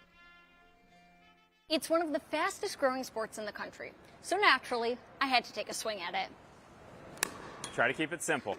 Within a few minutes of picking up my paddle and learning some of the rules. Just like tennis, you'd have to serve diagonally. You'd have to serve cross court. Generally, there'd be a kitchen area up here. You would have to serve it past that kitchen area. I was already catching on to pickleball. You're a natural. Over the years, the ping-pong tennis-like game has become a hit. Oh! Sorry. We will have 40 million players playing by 2030. And next week, Columbus will get a first glance at the pickleball craze as Major League Pickleball hosts their third event of the year at Pickle and Chill, the tennis training facility that is turning part of the building into pickleball courts. 6 indoor courts, 5 outdoor courts. MLP Columbus will feature 12 co-ed teams. To be eligible, there's a draft. So basically, if you're a player, you apply for the draft if you'd like to play. The team owners had a draft where we drafted 2 men and 2 women each. Each match comprised of women's doubles, men's doubles, and 2 mixed doubles. If it's 3-1 or 4-0, that team advances. But if it's 2-2, the teams compete in what we call a dream breaker, which is when men and women are playing singles against each other. Take it from someone who just started playing with the pros. Once you get started, Nice thing about it is it's easy to pick up, so everyone can compete with each other. You won't want to stop. I'll make you hit some out of the air. It's the same idea, nice and short. So if you're interested in pickleball or just want to come out to watch the tournament, there is still ways to get involved. I'll have all that information listed on our website. On your side in Columbus, Caroline Cohen, ABC6 News. That was ABC6's Caroline Cohen reporting. More information on the tournament can be found at abc6onyourside.com. The prize for the winning team is $100,000 to be split amongst the 4 players.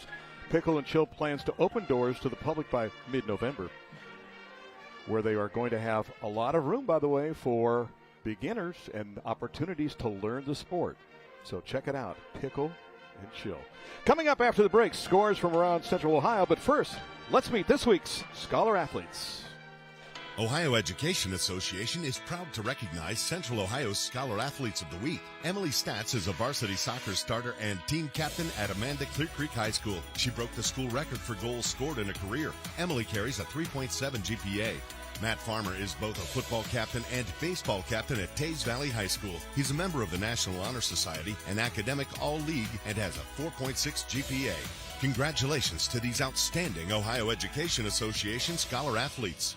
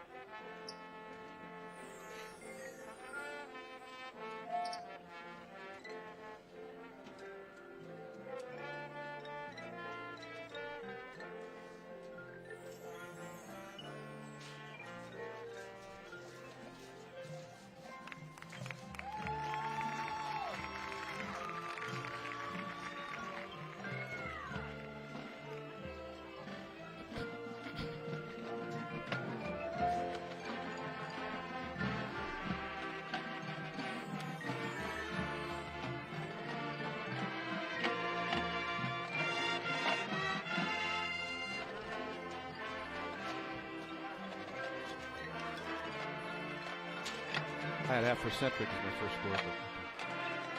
But okay, all right.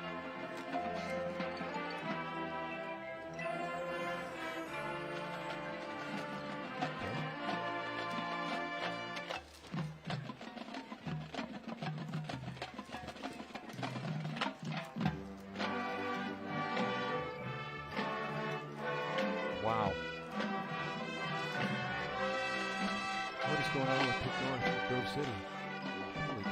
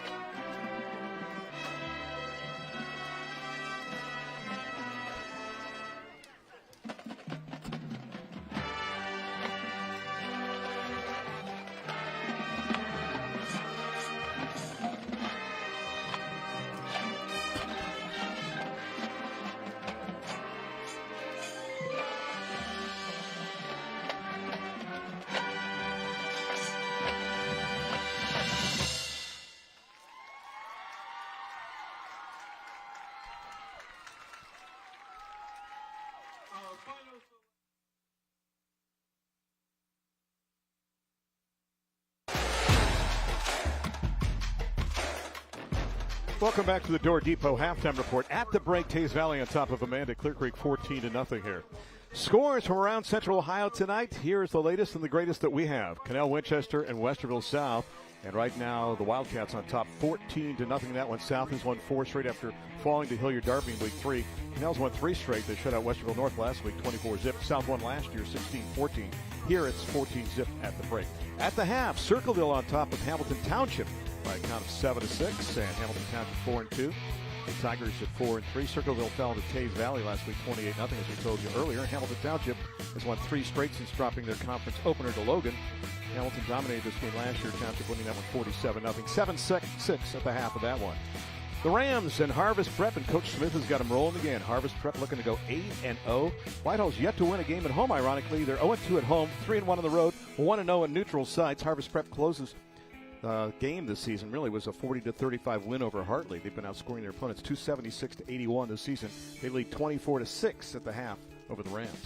Dublin Kaufman and Hilliard Davidson, and both teams over 500. Davidson at 4-3 and Kaufman at 5-2. Davidson has won 2 straight after dropping 3 straight weeks, 3, 4, and 5. Kaufman on a 3-game winning streak. We saw them a few weeks ago. Outscored their opponents 84-23 during that streak. Davidson won the meeting last year 43-28. Right now it's Kaufman on top, 21-7 in that one. Bloom Carroll and Logan Elm. Let's take a look at this one. 2 teams both at 6-1. Logan Elm fell in week 1. They haven't lost since, outscoring opponents 201-70. PC has won 6 in a row since dropping 20-7 to Harvest Prep in week number 1. Carroll won last year's meeting 49-13. They are knotted at 13 at the break. Northland and Centennial played last night. It was all Vikings. Vikings winning in this game. Vikings won that game last night. They've dropped 2 straight after collecting wins in week 4 and 5. Centennial picked up their second win of the year last week. Northland won this game last year 30-12. They won it this year 46-8. Berlin and Jerome, and it's all Celtic so far in this one. Celtics at 6-1. Berlin coming in 5-2. Jerome dropped their first game of the year last week to Marysville. Berlin has won 3 straight with wins over Davidson, Olentangy, and Darby. All time, the series is tied at 2. Berlin has won the last 2 meetings, and the Celtics leading, though, at the break 17-0. Yeah, that one. Elsewhere, this one surprises me. Grove City is for real. 5-2. Same for Pickerington North. Grove City is 2-1 at home this year. They got back in the win column last week with a 24-10 win over Westerville Central. North took down Westland last week, 56-0. North won last year's meeting convincingly, 38-0. Not the scenario this time. Is the Dogs running wild, 21-8 in that contest late in the first half. And Marysville and Thomas Worthington, and both teams 5-2, and at the break, Monarchs up. They've won, in fact, 2 straight. Handed Jerome their first loss last week, 49-28. Thomas has secured their first 500 season since 2009. Marysville won this game last year, 49-6, and the Monarchs cruising right now to a 10-point lead at the break, 17-7 in week number 8. That is the latest we have from our scoreboard. When we come back, we'll take a look at some of the highlights and the stats from the first half here. As Teays Valley on top of Amanda Clearcreek 14-0. This is the Central Ohio Toyota Dealers Friday Night Rivals presented by Columbus State Community College right here on the CW Columbus.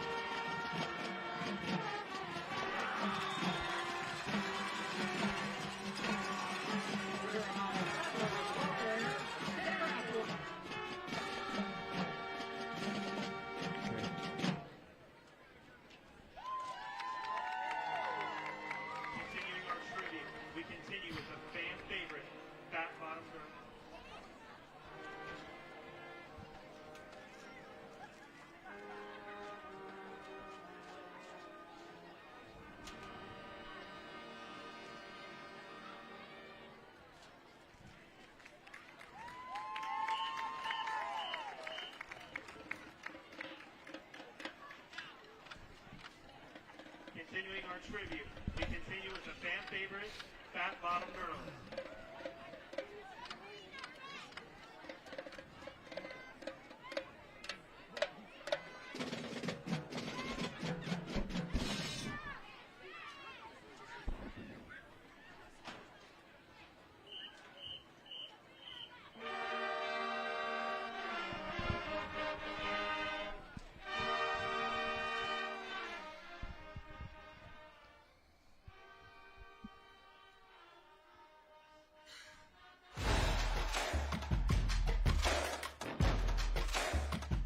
And welcome back to the Door Depot Halftime Report. At halftime, it is the visitors on top of the home team by a count of 14-0 Vikings over the Aces. Back inside the press box here, Andy Reinhardt alongside Jeff Logan. Question for you, Dr. Logan, or shall I say Professor Logan.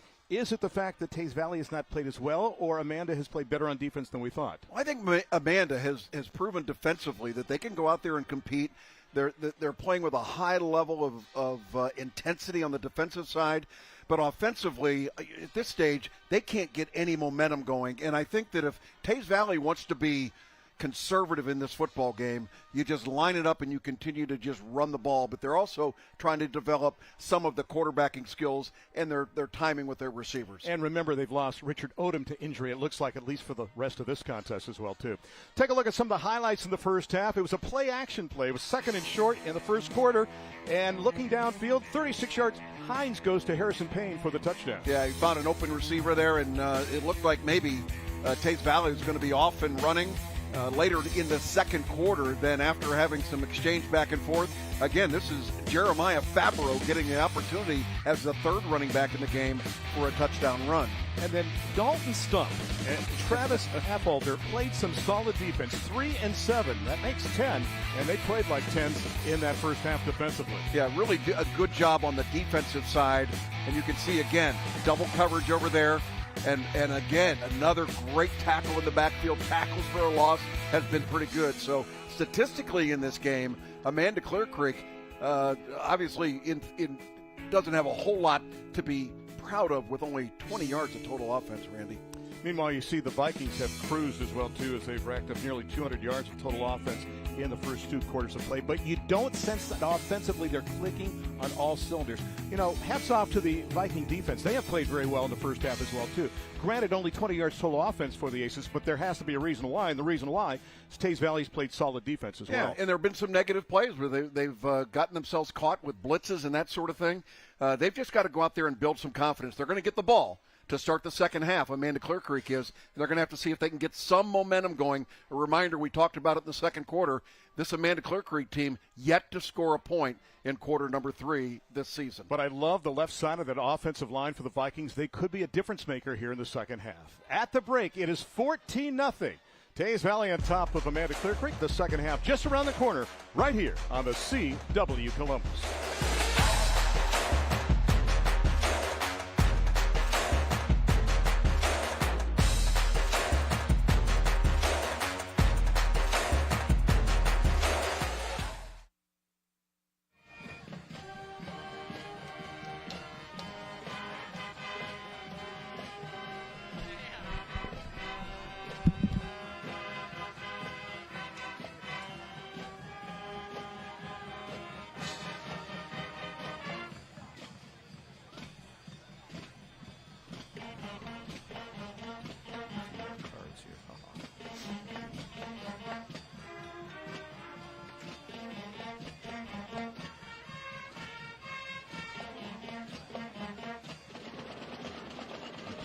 If you want to. Got 2 minutes if you want to grab something to eat. Right next door here, they should have something.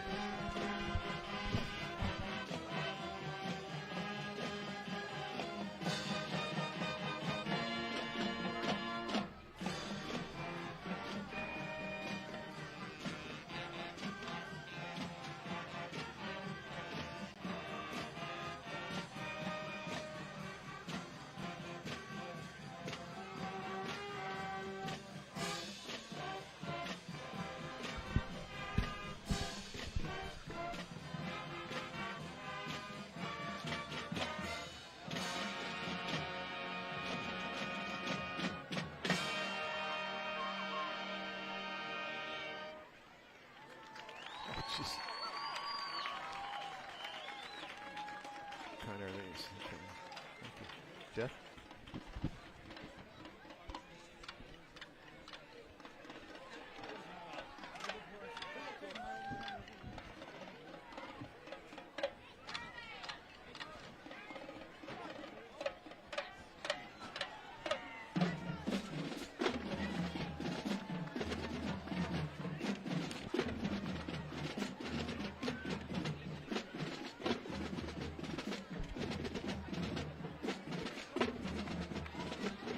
Let me know when it's ready. I'm eating a cookie.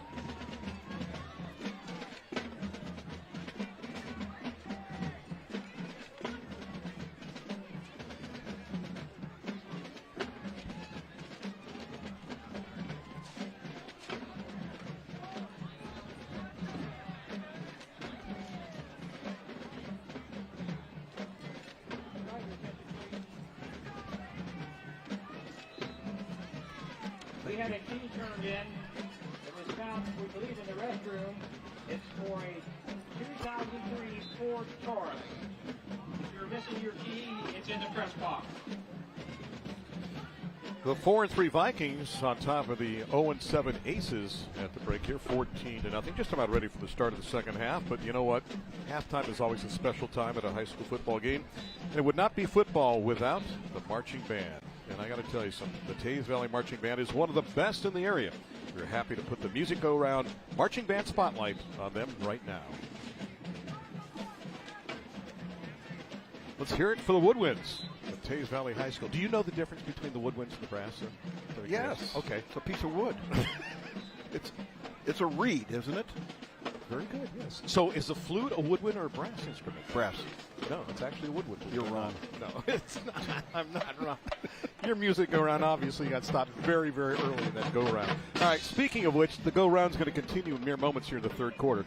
Now, Amanda will get the ball to start the second half.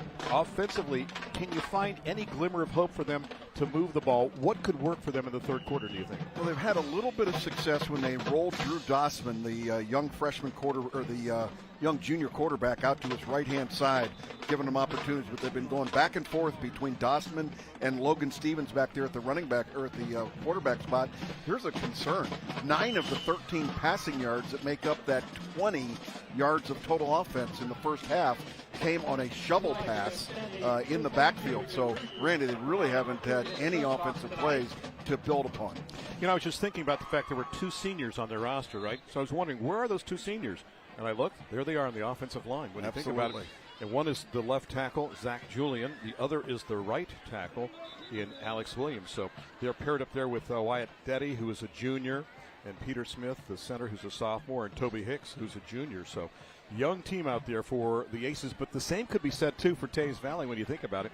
And you've got a freshman quarterback that is starting, yet he is also backed up, by the way, by Matthew Farmer, who's a senior at quarterback. So a lot of youth for both of these programs, too. And when you look at the schools in the future, Jeff, you alluded to this in the beginning, too, they have a lot of larger classes in their middle school. So it looks like the youth is the future, obviously, for these 2 football programs. Well, they did a recognition before the game tonight with some of the youth programs in their school, and the records that they had, 5-1, 6-2 for the 7th and 8th grade teams. It bodes well for the future of Amanda Clearcreek. Right now, as we mentioned before, they've just got a bunch of youngins down there, only 2 seniors and 6 juniors on the entire roster. And I have to tell you, this is only the second time I've come here for an event. The first one was actually a funeral.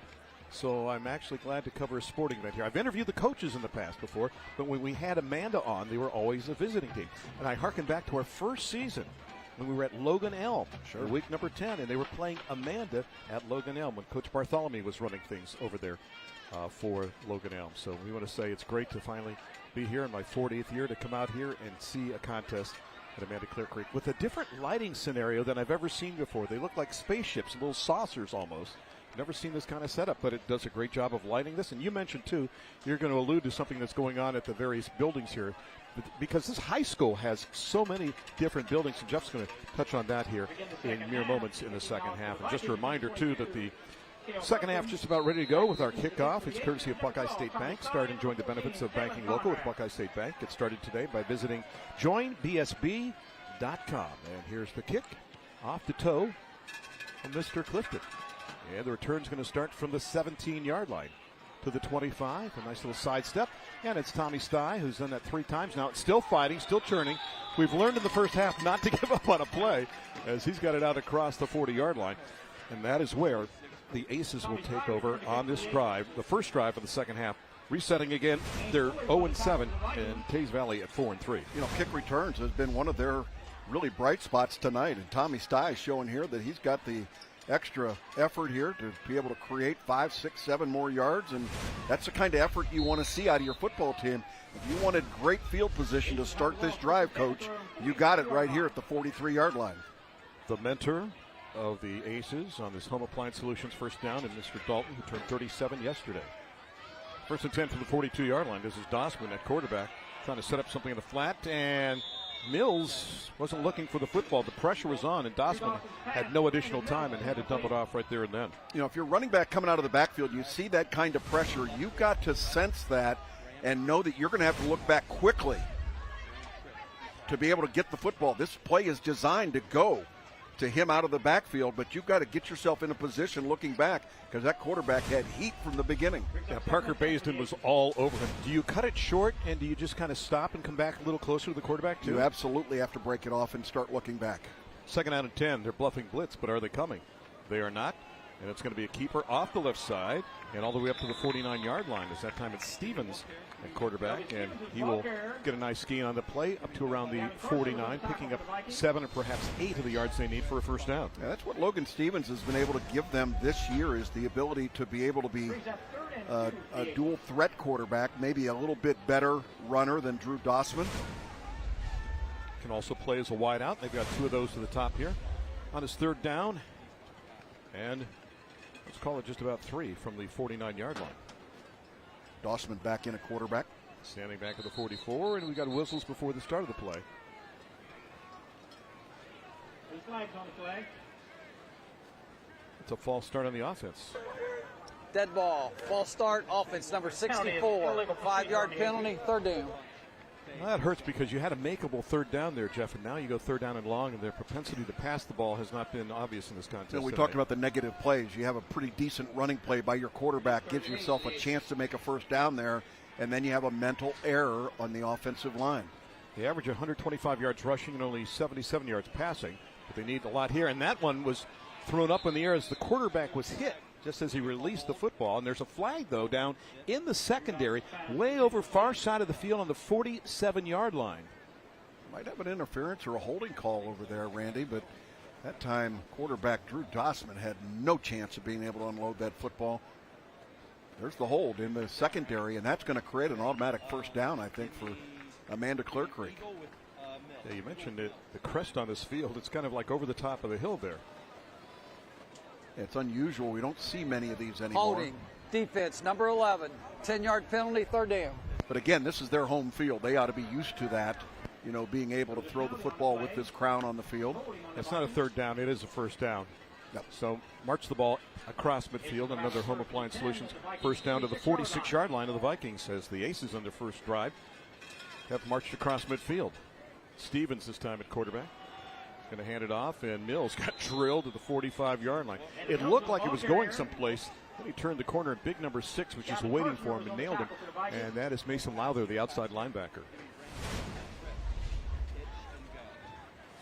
There you are, looking from the defensive secondary. Not a whole lot of room up there, and you can see the physicality of Lowther coming up to make the play at that linebacker spot. Perfect tackle. Looked like a big gainer, but instead they pick up only 1 on the play. Second down and 9 from the 45. Dossman back now at quarterback. Pumps, looks, throws it up for grab, underthrows the receiver, and the pass incomplete. Again, you know, he was hit a couple of times, but it still looks like he puts too much air into the football as well, too. That time he just threw it up for grabs. Cabin McDowell was out there on the secondary, came up a little gimpy after the play was over. Watch again the formation of the quarterback.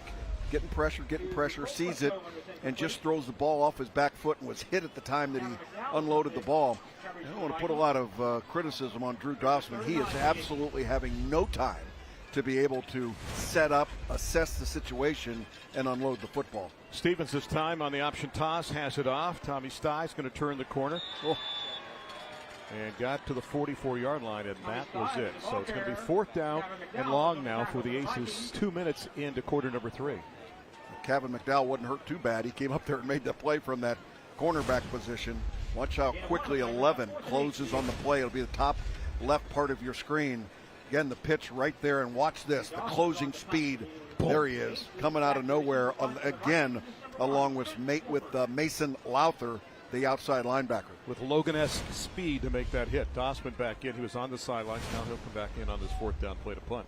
From a standard punt formation this time.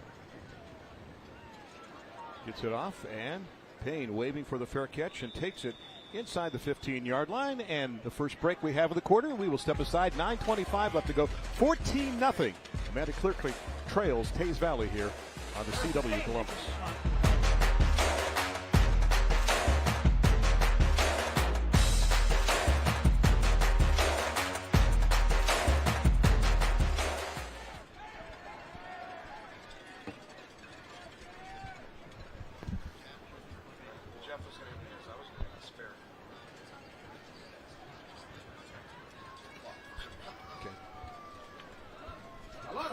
Today. So turn to Central Ohio's most watched local news team, Bob Kendrick, Station Akin, and Marshall McPeak for the final word on the day's top stories impacting you, your family, and community. ABC 6 News is on your side tonight at 11 p.m. Did you do that for us? That was very nice.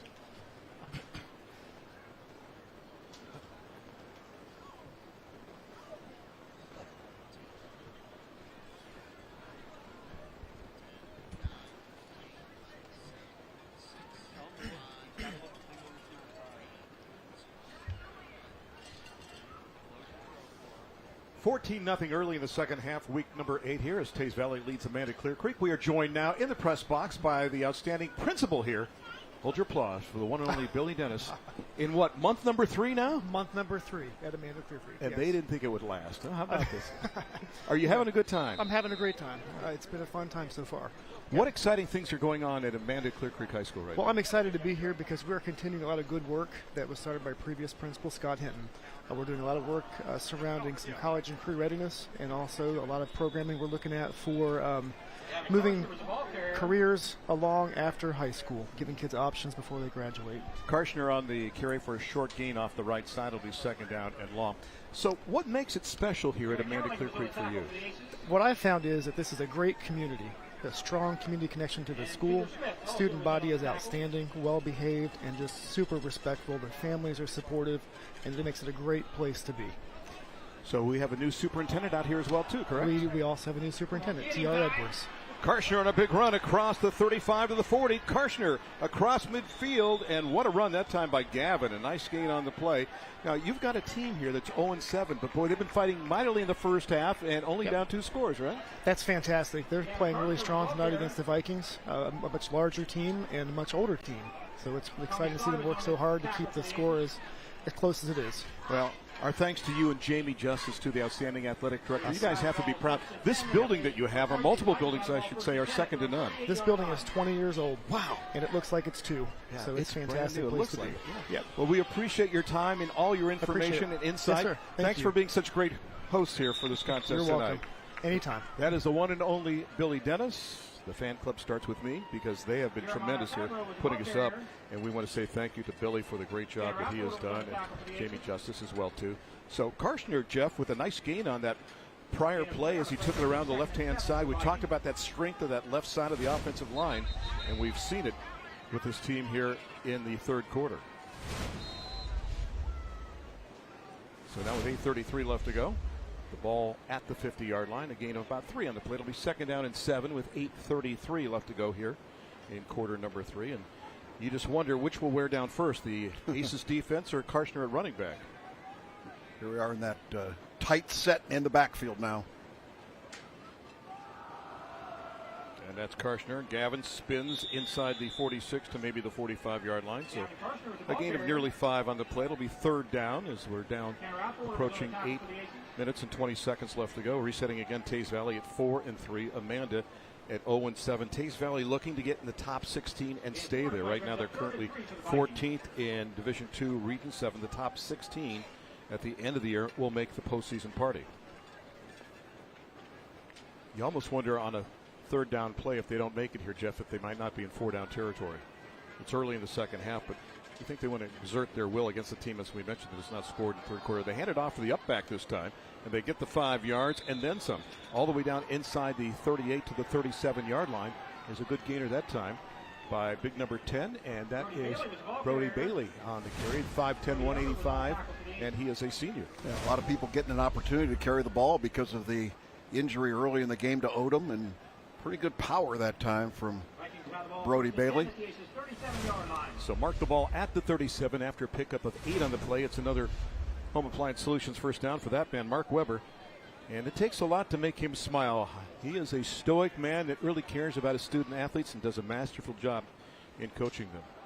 And this is Gavin Karshner again around the left-hand side and fighting and all the way down around the 41-yard line. Is this the most left-handed team we've seen so far this season? Boy, it sure looks like it, Randy. And I just begin to wonder if they've got an option on that play where the quarterback will actually keep it instead of handing the ball off to Karshner and come around, because it looks like there could be some play action there where you'd have your quarterback, Caden Hines, keep the football and maybe go free. Naked boot would be effective, but then again, what did we say about Hines? Just a freshman. They don't want him to run too much in the open field. They like his arm. They like the way he has mastered this offense. Just think about this, folks. Last year, he was playing 8th grade football. Now he's running a varsity football team. This time it's Fabro, and he will fight his way inside the 28 to the 27, maybe the 26-yard line. Boy, if you're the Aces, you're almost selling out to stop things off the defensive right side, the offensive line left front. And still, you know, they're going over there picking up 3 or 4 at a crack. And I mentioned at halftime that I thought really the strategy for Teays Valley in this game from a safety standpoint is just run the football. You know, go ahead, exert that power and that strength that you've got over there. You know, you're a bigger, stronger, faster team, and you're more experienced than the young guys on the other side. Just take advantage of the strength. Halfway through the third quarter, it is 3rd down and less than 1. From inside the 27-yard line. Little play action, not this time, and there is nothing there. Great pursuit that time by Landon Mills. Yeah, that's an unfortunate call there. What we didn't hear was the whistle, and they're going to throw a late flag. And that's an unfortunate. It was not a flagrant play by any means. There's the personal foul call. And what the fans can't hear, and there's a lot of booing going on here. Dead ball, personal foul, defense, number 4. 15-yard penalty, first down. Is Randy, when the whistle blows, that's when you've got to give up the, I don't know if we don't have the sound on our replay here, but clearly the whistle was blown, and there goes the flag. Listen. Boy, that was quick. I don't know how you stop. While you were gone, Karshner on the carry that time around the left-hand side picked up a couple on the play. Yeah, it's difficult to go ahead and just put the brakes on that rapidly. And, you know, it's a situation, too, where, again, I think this is the point in time where Teays Valley can just wear down that Amanda Clearcreek defense. We've seen that a couple times this season where a team that was the upper hand team, if you will, going against that underdog was probably about midway through the quarter able to go ahead and turn on the afterburners. We saw that with Big Wallen against Beechcroft in week number 3 of the season. Pickup of 2. They need 8 more. From inside the 16-yard line. And we are inside the red zone, and we're even closer to the goal line as that time Karshner on the carry in the Bathfitter red zone will have a nice gain, and it'll be a 1st and goal now for the Vikings. Karshner in that first half carried the ball 12 times for 77 yards, and he has been the featured back here on this drive, no question. And Randy, that's 18 carries now for 137 yards for Karshner. And Amanda Clearcreek is going to burn a timeout just to kind of regroup on defense and try to make a goal line stand. It's their first time out here in the second half. Still the full allotment of 3 timeouts for the Vikings as they look for their 3rd score in this game. You know, Randy, we were talking with the principal here about their facility and what a terrific building they've got across the way. And I had a chance before the game started, just curious as to the arrangement over there. And they've got wings that come off of this building. One is a traditional high school. Another is their traditional middle school. But they also have an agricultural wing. And as a high school student here at Amanda Clearcreek, you can opt for the agricultural part of that. You take all the regular classes everybody else does, but you also have an agricultural deal as well. And I talked to Hannah Somm, who is one of the cheerleaders down here, and she happens to be a state vice president for the Ohio FFA, and she was explaining the whole thing and the pride in this community over agriculture. And you can't drive down here without noticing all of the agriculture here. And by the way, Randy, did you notice they're taking the beans off the field? It's good to know. Kirshner working for the goal line, backs his way. Does he make it in? He does for a touchdown. Another Ramos Roofing touchdown as Kirshner takes it in with 4:44 left to go. Again, get your free estimate on a roof by calling or texting 614-761-ROOF. And then it was 20-0. And again, I think this is the wear down that will happen here in the second half. But watch this again. We talked about that left side at nauseum. They find the gap again, too. And I want to know who invented the H-back, because that is the one guy that gets absolutely no glory and rarely gets a chance to carry the football. It's like Oklahoma wide receiver back in the 60s and 70s. You're never going to see the football. Well, there's a kick is up, and it tails off to the left but sneaks through. We had a guy by the name of Brian Bashnagel that played that wingback position at Ohio State, kind of like the H-back. He ran more in motion going across the formation without carrying the football than anybody else that I've seen in a long time. Did he wear 84? He wore 48. 48. I was dyslexic then. Sorry about that. With that being said, let's pause for 30 seconds or maybe 3 with a word from Toyota. We're heading into all-wheel drive season. And this RAV4 is one of 15 different all-wheel drive vehicles from Toyota. RAV4 can handle the rain, the snow, the off-road, whatever comes your way. Which explains why it's the best-selling SUV in America. You got all kinds of room back here. And RAV4 all-wheel drive can even come with an electrified hybrid powertrain. Now, during Toyota's fall savings season, you can save thousands in fuel costs on an electrified RAV4 hybrid. Plus, get 2 years no-cost maintenance. Toyota. Let's go places. I knew he wore 84 when he was with the Chicago Bears. He wore 84. That is correct. And he was also part of the uniform police in the NFL. That's right. For example, if you were wearing something non-standard, he was the guy that would go ahead and tell the league, and you'd be fine. Every NFL team has a uniform policeman on their sidelines that is charged with the responsibility. It's usually a former player, too. So there you see the scoring summary from Kitchen Saver. 11 plays, 88 yards, took 441, and that is a classic Teays Valley Drive, Randy. And you can get your dream kitchen in under a week with a free quote at kitchensaver.com. So it is now 21-0 in this contest with all 4s in quarter number 3. By the way, this young lady, Hannah Somm, the Future Farmers of America State Vice President, on her way hopefully to Texas A&M, where she hopes to study something that I couldn't explain, but it eventually is going to lead into medical school for her. So I wish her great luck as she pursues her career, and what a strong young lady she was. Somm was also the name of one of the assistant coaches here in the past, so I wonder if there was a relation. Also, I would say half the guys on the team in their player profiles mentioned that they were members of the FFA, so obviously it's very strong in this neighborhood. Turn's going to start from the 20-yard line, and this time it's Stevens, and he'll get up to the 31 and get drilled right there. So return it a little bit more than 11 yards. This big number 45 makes the hit. That's Ethan Schwalbach, who's one of the H-backs, I might add, as well, too, for the Vikings. Getting his opportunity. At least he got his name called, right? That's true, yeah. There you go. I mean, seriously, did you have – it was the fullback in our day, right? But, I mean, the H-back gets none of the glory whatsoever. And if they carry it 2 or 3 times, a season, that's about it. Well, you mentioned earlier, too, in Beavers in the tight end here for Amanda Clearcreek, they threw a pass, attempted to one, to him in the first half. He has yet to pitch a pass so far this season. Stevens in at the quarterback spot. We go with 2 backs in the backfield, 1 wide to either side on this Home Appliance Solutions first down by 21. Blitz from the near side, pressure on. Will they get to him? He's going to throw. He's got a man wide open across midfield. And guess who it is? It's big number 7 who's going to take it the distance for the touchdown. Count it as big number 7 is Tanner Affolter, the guy we talked about for his strong play and defense in the first half. And ladies and gentlemen, the Aces have now scored for the first time in quarter number 3. Oh, that was terrific. And a good job by quarterback Logan Stevens finding the open receiver. Stepping up into the pocket here. He had the pressure, found the receiver right over the middle. And look at this. Taken off, and this is like unknown territory. And he's the H-back more times than not, ladies and gentlemen. You got your wish, Randy. 8 catches. He had 7 catches for 22 yards. And this one went 69. so he tripled his outage. And extra point time now for Rich. There's a snap, there's the leg, it is up, and the freshman kicker is now converted. 8 of 11 tries, and Aces get their first third quarter score, and it is now 21-7 with 4:29 left to go. They were trying to build upon their goal last week was to get out fast against their opponent last week. They got up in that football game for the first time this year. They were leading.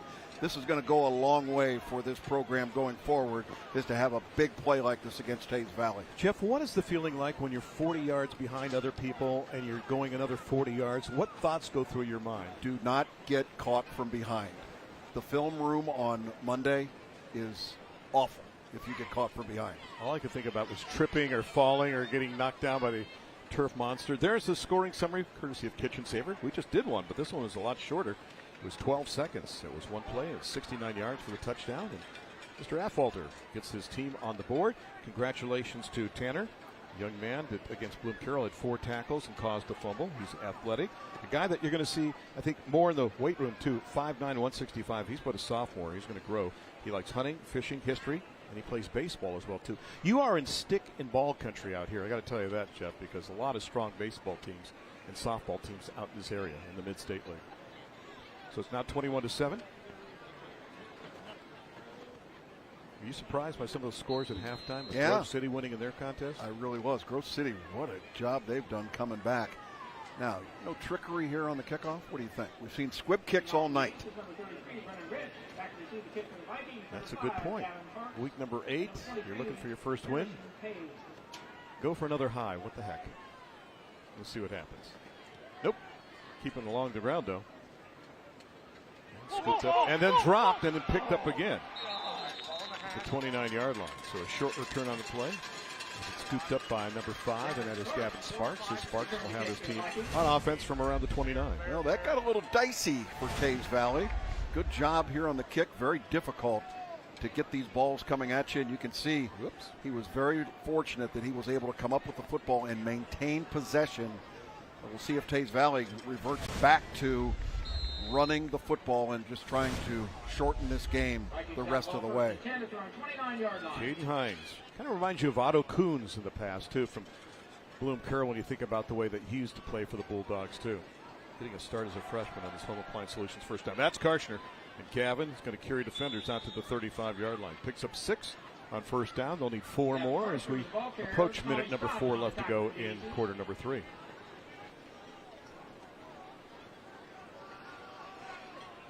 You know, this is a team that's been in a battle every week, Jeff. You mentioned it for Teays Valley.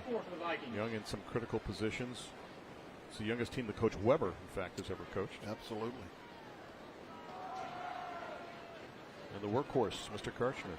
Again, going to pick up 7, 8, 9, 10, 11, almost 12 yards before he's knocked down. Again, he's one of those guys that is great after contact. He protects the ball very well, goes into his cocoon, but still has the forward progress with the legs churning as well. Good frame, too, at 6 feet, 210 pounds. He's bigger than some of the linemen for the Amanda Aces as well, too. He's only lost 1 fumble this year. Against Chillicothe at 18 carries, 143 yards and 2 touchdowns. Against Watkins, 18 carries, 66 yards and 2 touchdowns. And against Fairfield Union, 17 for 111 and a score on another Home Appliance Solutions first down. That's Fabro. We'll pick up a couple on the play to around the 48-yard line. We mentioned that Richard Odom got injured early in the football game, Randy. Here is a look across the way. Came up with a limp leg, and they've put a brace on that left knee, and he's on crutches. So obviously, as we had talked about, not going to play anymore tonight. But Odom, he went down in a heap, Randy. It wasn't much of a tackle either. It was just went down in a heap. We hope he's going to be okay. And that's a guy, too, you wish the best for, and a guy that you don't know if he'll play offense or defense on the next level because he's really come on as a DB as well, too. That's Karshner off the left-hand side again. He's got the first down and doesn't stop motoring until he's inside the 42 to around the 41. That's another thing Coach Weber pushes. Motor, motor, motor. Keep it going at all times. You never know when something good will happen. If you stop early, then you'll find out about the bad things that go wrong. And you look at Karshner now approaching 160 yards for Gavin and carrying the ball more than they thought he would. In fact, going into the game, Odom was supposed to be the workhorse tonight. This guy was supposed to do more of the short yardage running, but he's been carrying it over 20 times now. Well, they've offered up a couple of other runs for other guys. Fabro's got some carries that he wouldn't have normally got. It's the dirtiest jersey in the world right now, and there's a flag on the play as Karshner takes it around the left side. Again, the flag resting at the 39-yard line. Holding is the call. It's coming back. Looks like the Vikings. Looks like the tight end number 8, River Rigsby. That's got to be one of the great names of the 2022 season.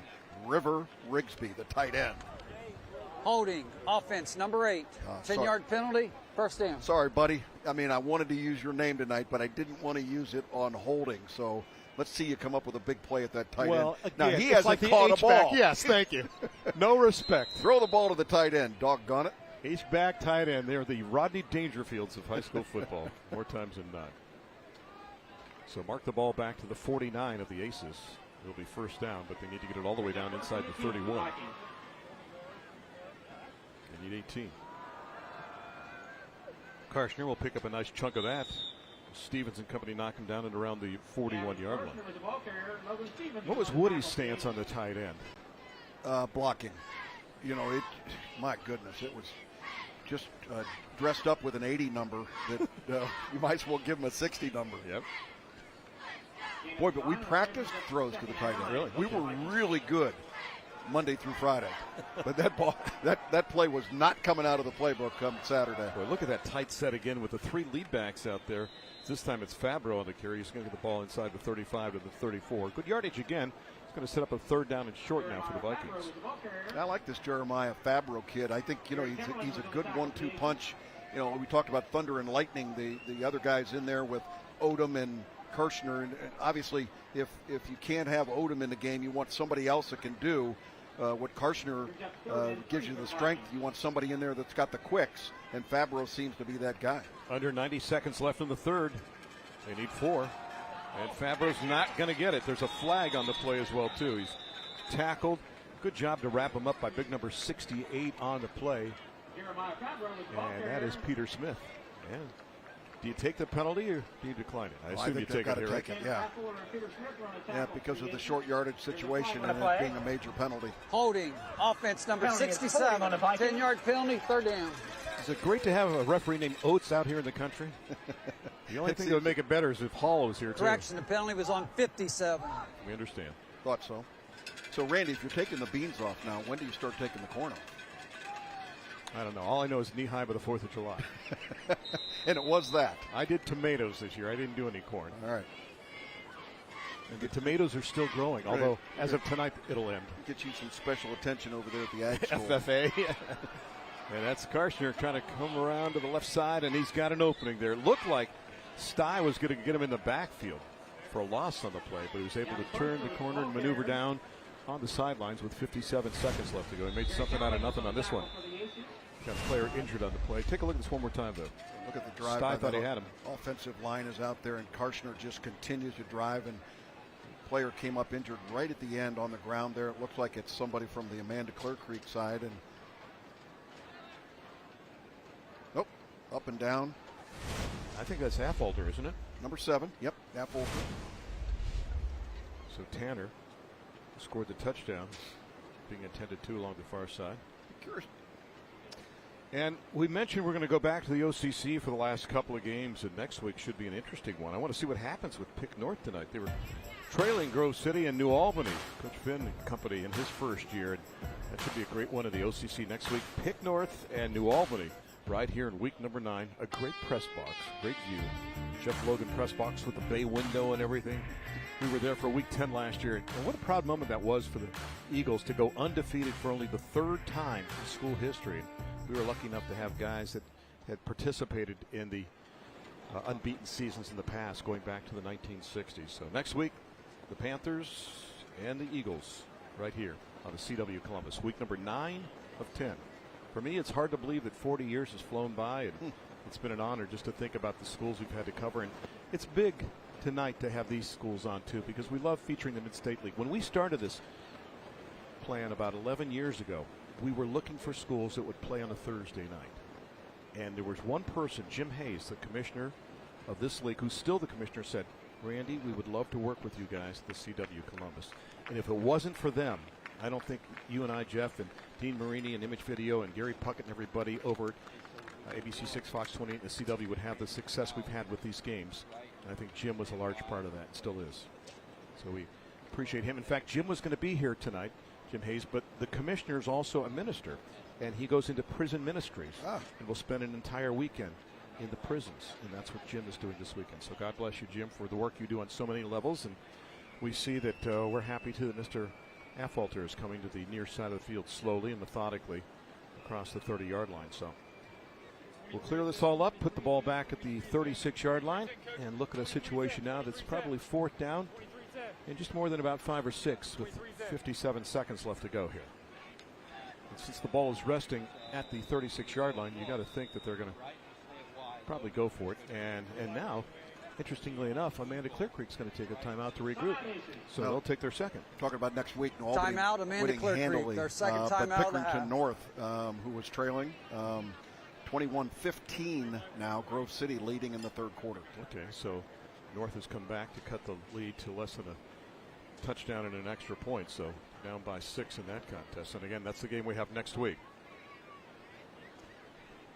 I'll tell you what, a lot of great entertainment here, not only during the 4 quarters of action, but also great entertainment at halftime, too. And it would not be football without the amazing Amanda Clearcreek Marching Band. This is a band filled with amazingly talented musicians, and their fans love them. That's why we were happy to put the Music Around Marching Band spotlight on them for everyone to see.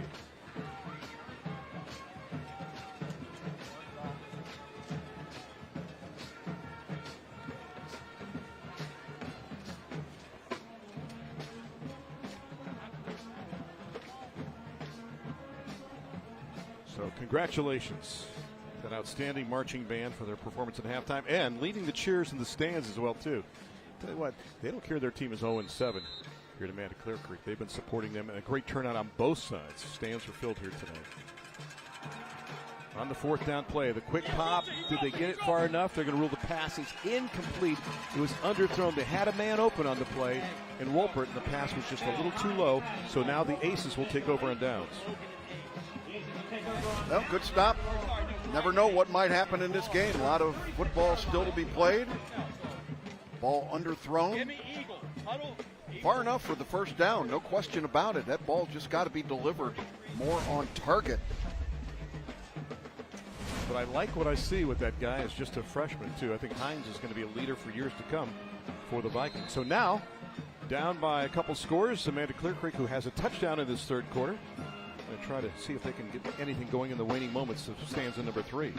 So 1st and 10 now from the 36-yard line for the Aces. Another home appliance solution 1st down as Elder goes way widest to the bottom of the set. 4 wide out look now with the tight end, empty backfield for Stevens. This has set him up to run the ball. Now he's going to bring one guy in motion. It's Stye, and indeed he will run it and get the ball up to around the 37, maybe the 38-yard line.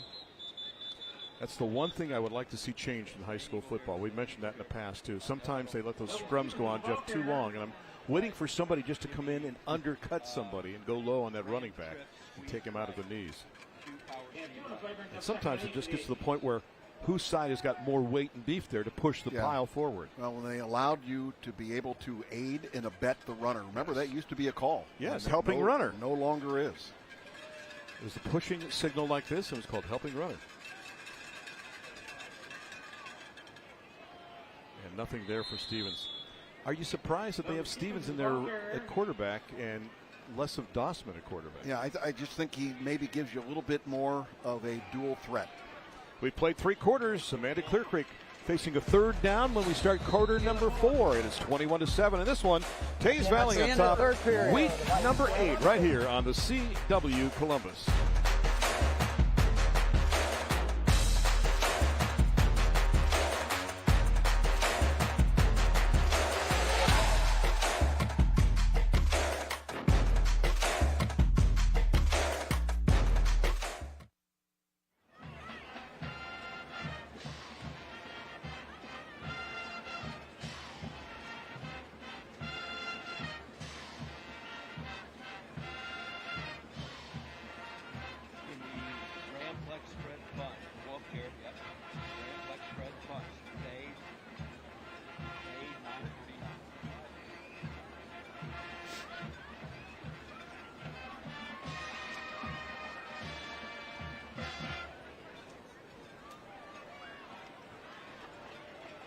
CW Columbus would like to thank our sponsors for tonight's televised games: Central Ohio Toyota Dealers, Columbus State Community College, Spectrum, Door Depot, Music Go Around, Kroger Great Lakes Distribution Center, Home Appliance Solutions, Bowling Green State University, Kitchen Saver, Bass Fitter, Buckeye State Bank, Safe Light Auto Glass, and Ramos Roofing.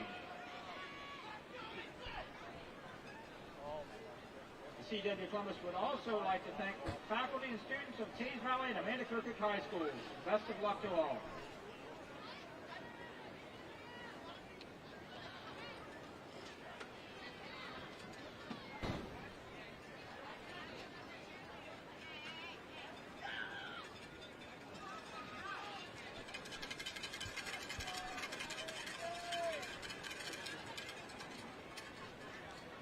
Well, Teays Valley has taken the last 4 in this series, and they're threatening to make it 5 straight. In fact, Amanda, though, leads overall 20-13. Last year, 28-14 was the final. We could be en route to that same score this year. Looking downfield, the pass is complete to the 46, maybe the 47-yard line on the play before Mills is knocked out of bounds. And Dossman, back in there at quarterback, has enough with that pass for a first down. It's a Bowling Green State University first down as we start the fourth quarter. Dalen Conrad, actually, that got the football here, number 14. There's Conrad right there on the sideline. Good outcut and a really well-thrown football that time. That is his 4th catch on the campaign, now good for 38 yards. Last week he had a catch for 5 yards. Also thrown a pass as well, too, for a touchdown. So keeps the drive alive. 5 seconds into the fourth quarter with 4 wideouts. Stein in motion, he's got it, and Tommy trying to find an opening. He can't do it because Karshner is playing on defense as well, too. Big number 16, as we said, probably is not going to come off the field. Makes the hit, does a little dance there, too. Yeah, we don't get to see enough of this grass-stained jerseys anymore because of all the artificial surfaces. It makes it look like this is the way football should be. And when you force the jet sweep to go deep, that's when you're in trouble from an offensive standpoint, and a really good play by Gavin Karshner. No gain on the play, 2nd down and 10, thanks to that man Strong pursuit on the play. Dossman looking long downfield, up for grabs. There's contact. The ball knocked around and falls incomplete, intended on the play for Colton Westhoven. A little bit of hand checking going on with both guys, and if anything, that ball a little bit underthrown. You need to get that ball out where your receiver can go run and high point the football, but he had to slow down, and you can see there, and come back for the ball. Again, Dossman throws a high pass, doesn't he? He does. So probably try to work on that, bring it down just a little bit as we look at a 3rd down and 10 from the 46-yard line. Affolter will check out. Play clock down to 5. Yeah, they're in trouble. They're going to take timeout, which they did. And that's their 3rd and final timeout, with 11:10 left to go here in the fourth quarter. So they are out of timeouts. Timeout, Amanda Clearcreek. That's Amanda Clearcreek's last timeout of the half. So they burn their final timeout, 50 seconds in to this fourth quarter. And just a reminder, Saturday there is only one way to prepare for game day, and it's with the best pregame tradition, the Football Fever on ABC6. Join Clay Hall and a roster of Buckeye Brain Trusts, getting you ready for a showdown with the Spartans. The Football Fever, Saturday at 11 on ABC6. Your thoughts about the Buckeyes and Sparty? Yeah, Buckeyes and Sparty have a rich history of Sparty spoiling the party. And I don't think it's going to happen this year. Ohio State a 27-point favorite most recently going into the game, but it will be the first game on the road after 5 straight home games for Ohio State. So things will be a little bit different, a 4 o'clock kickoff. But hopefully that will mark the halfway point of the college football season, believe it or not, Randy, with game number 6 against Michigan State. Are you impressed by the Buckeyes' play so far? Very much so. I think they are one of the elite 2 or 3 programs in the country, and looking forward to the second half of the season. Dossman to see some pressure. Looks, pass is dropped. That time it was Mills, number 4, and he lost the handle at around the 48-yard line, setting up a 4th down and 10. I'm not sure Landon ever really saw the ball until it got on him.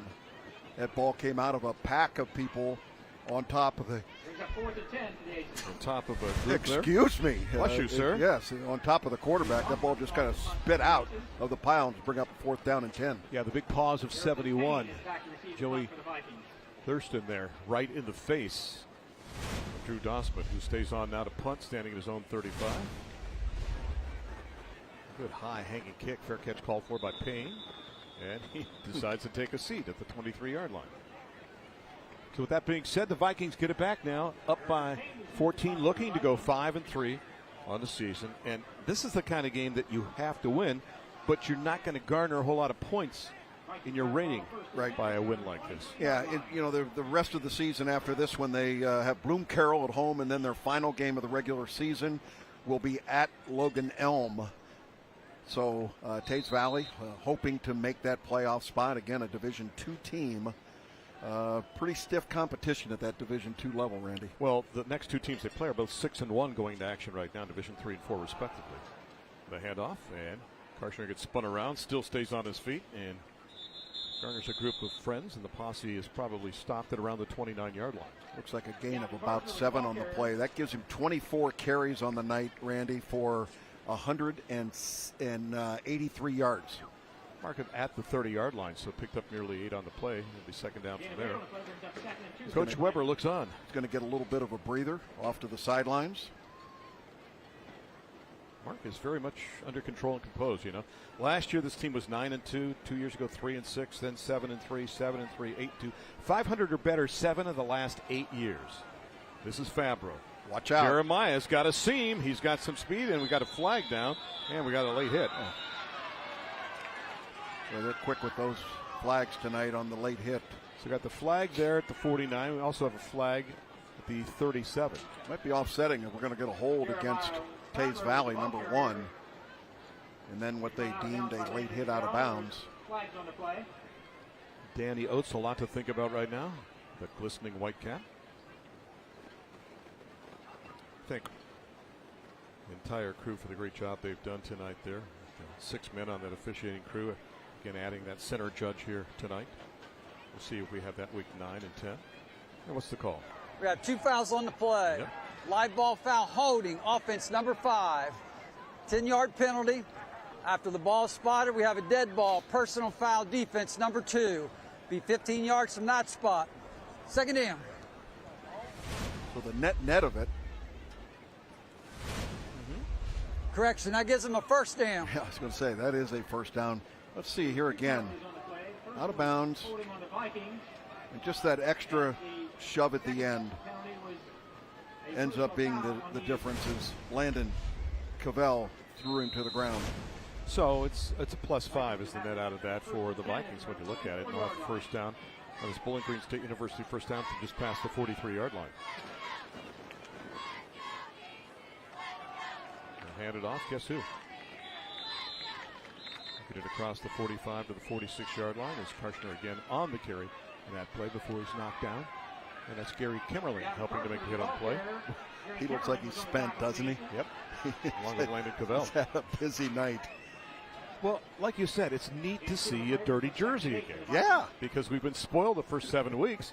You can lay on the rug all you want to. You'll never get a mark on your jersey. Gain of a couple. Under 10 on the clock. Under 8 is what they need. On the slant, nicely done. Big play here. That is Wolpert. Down the sidelines and near the 20-yard line before the freshman is brought down. The pickup about 34 on the play. Nice little slant pass that time from the freshman to, dare I say, another freshman. You know, Trey Wolpert was the guy that they went to early in the football game. Been kind of quiet for a while, and he takes this one. Probably been better served just to run for the corner there instead of trying to cut back behind Logan Stevens, the free safety. But look at that frame, 6'1" and 175. He looks like a man out there. He's going to be a big receiver in the future for this team. And that pass was from a freshman as well, too. So we're in the Bathfitter red zone one more time on a first down and 10 from just inside the 20-yard line. And the quick pop and a little miscommunication there. Looked like the quarterback wanted an out and Payne wanted to do an in. Second down and 10. Caden Hines' pass to Harrison Payne was incomplete. So you've got Caden Hines, who goes 6 feet 160, and a guy that, as we mentioned, had some good games already. Quick feet, understands the game, great decision making according to Coach Weber too, and works very well with Doug Miller, the offensive coordinator that I talked about in the past, who was offensive genius at Fisher Catholic in the past, too. And he was one of the guys, too, Coach Miller, to help to get us more of these small school games as well, too. We had Fisher Catholic on against Worthington Christian not too long ago. Coming back around that time, that is Sparks getting the ball and trying to weave his way inside the 20-yard line. Little end around there by the wide receiver Sparks. Number 3 receiver on this football team coming into the football game. He had 11 catches, averaging just over 12 yards per try. And it gets a lot of his athletic prowess from his mom, who's a 4-year varsity basketball and track and field star as well, too. On a 3rd down play. They need 7 more with 8:33 and ticking here. Pressure on, guns it, has a man, and that's Sparks, and he's going to get the ball inside the 3 to the 2. Can he extend that frame across the goal line? He can. It's another Ramos Roofing touchdown. Boy, that was an advantage there to have a nice 6'2" frame and go ahead and stretch your body out and get the touchdown and widen that cushion. Again, with that Ramos Roofing touchdown, just to remind you, you can call them at 614-761-ROOF, or you can text them at that same number. Yeah, good route, good delivery by the quarterback. And watch the extra effort. 1, 2, 3, 4 black jerseys down there trying to make the play and never did stop his forward progress. And that young man deserved that. And there's the extra point try is up, and it is good. And Clifton with the honors to make it 28-7. Does Amanda have an answer? We'll find out. 8:22 left to go. You're watching the CW Columbus.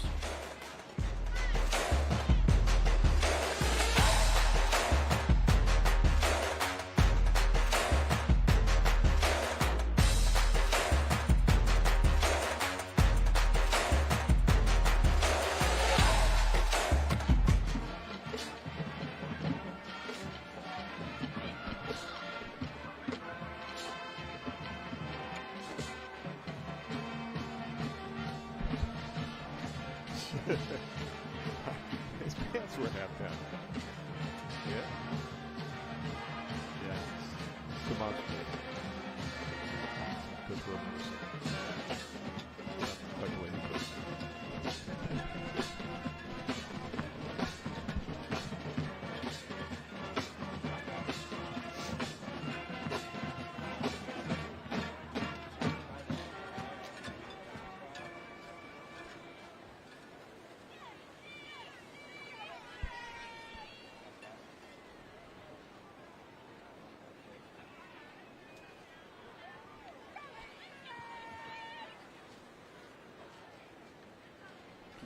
(28-7) the tally now in the 4th quarter as the Vikings add to that cushion, make it 21 points after the most recent score. And ready to boot it again.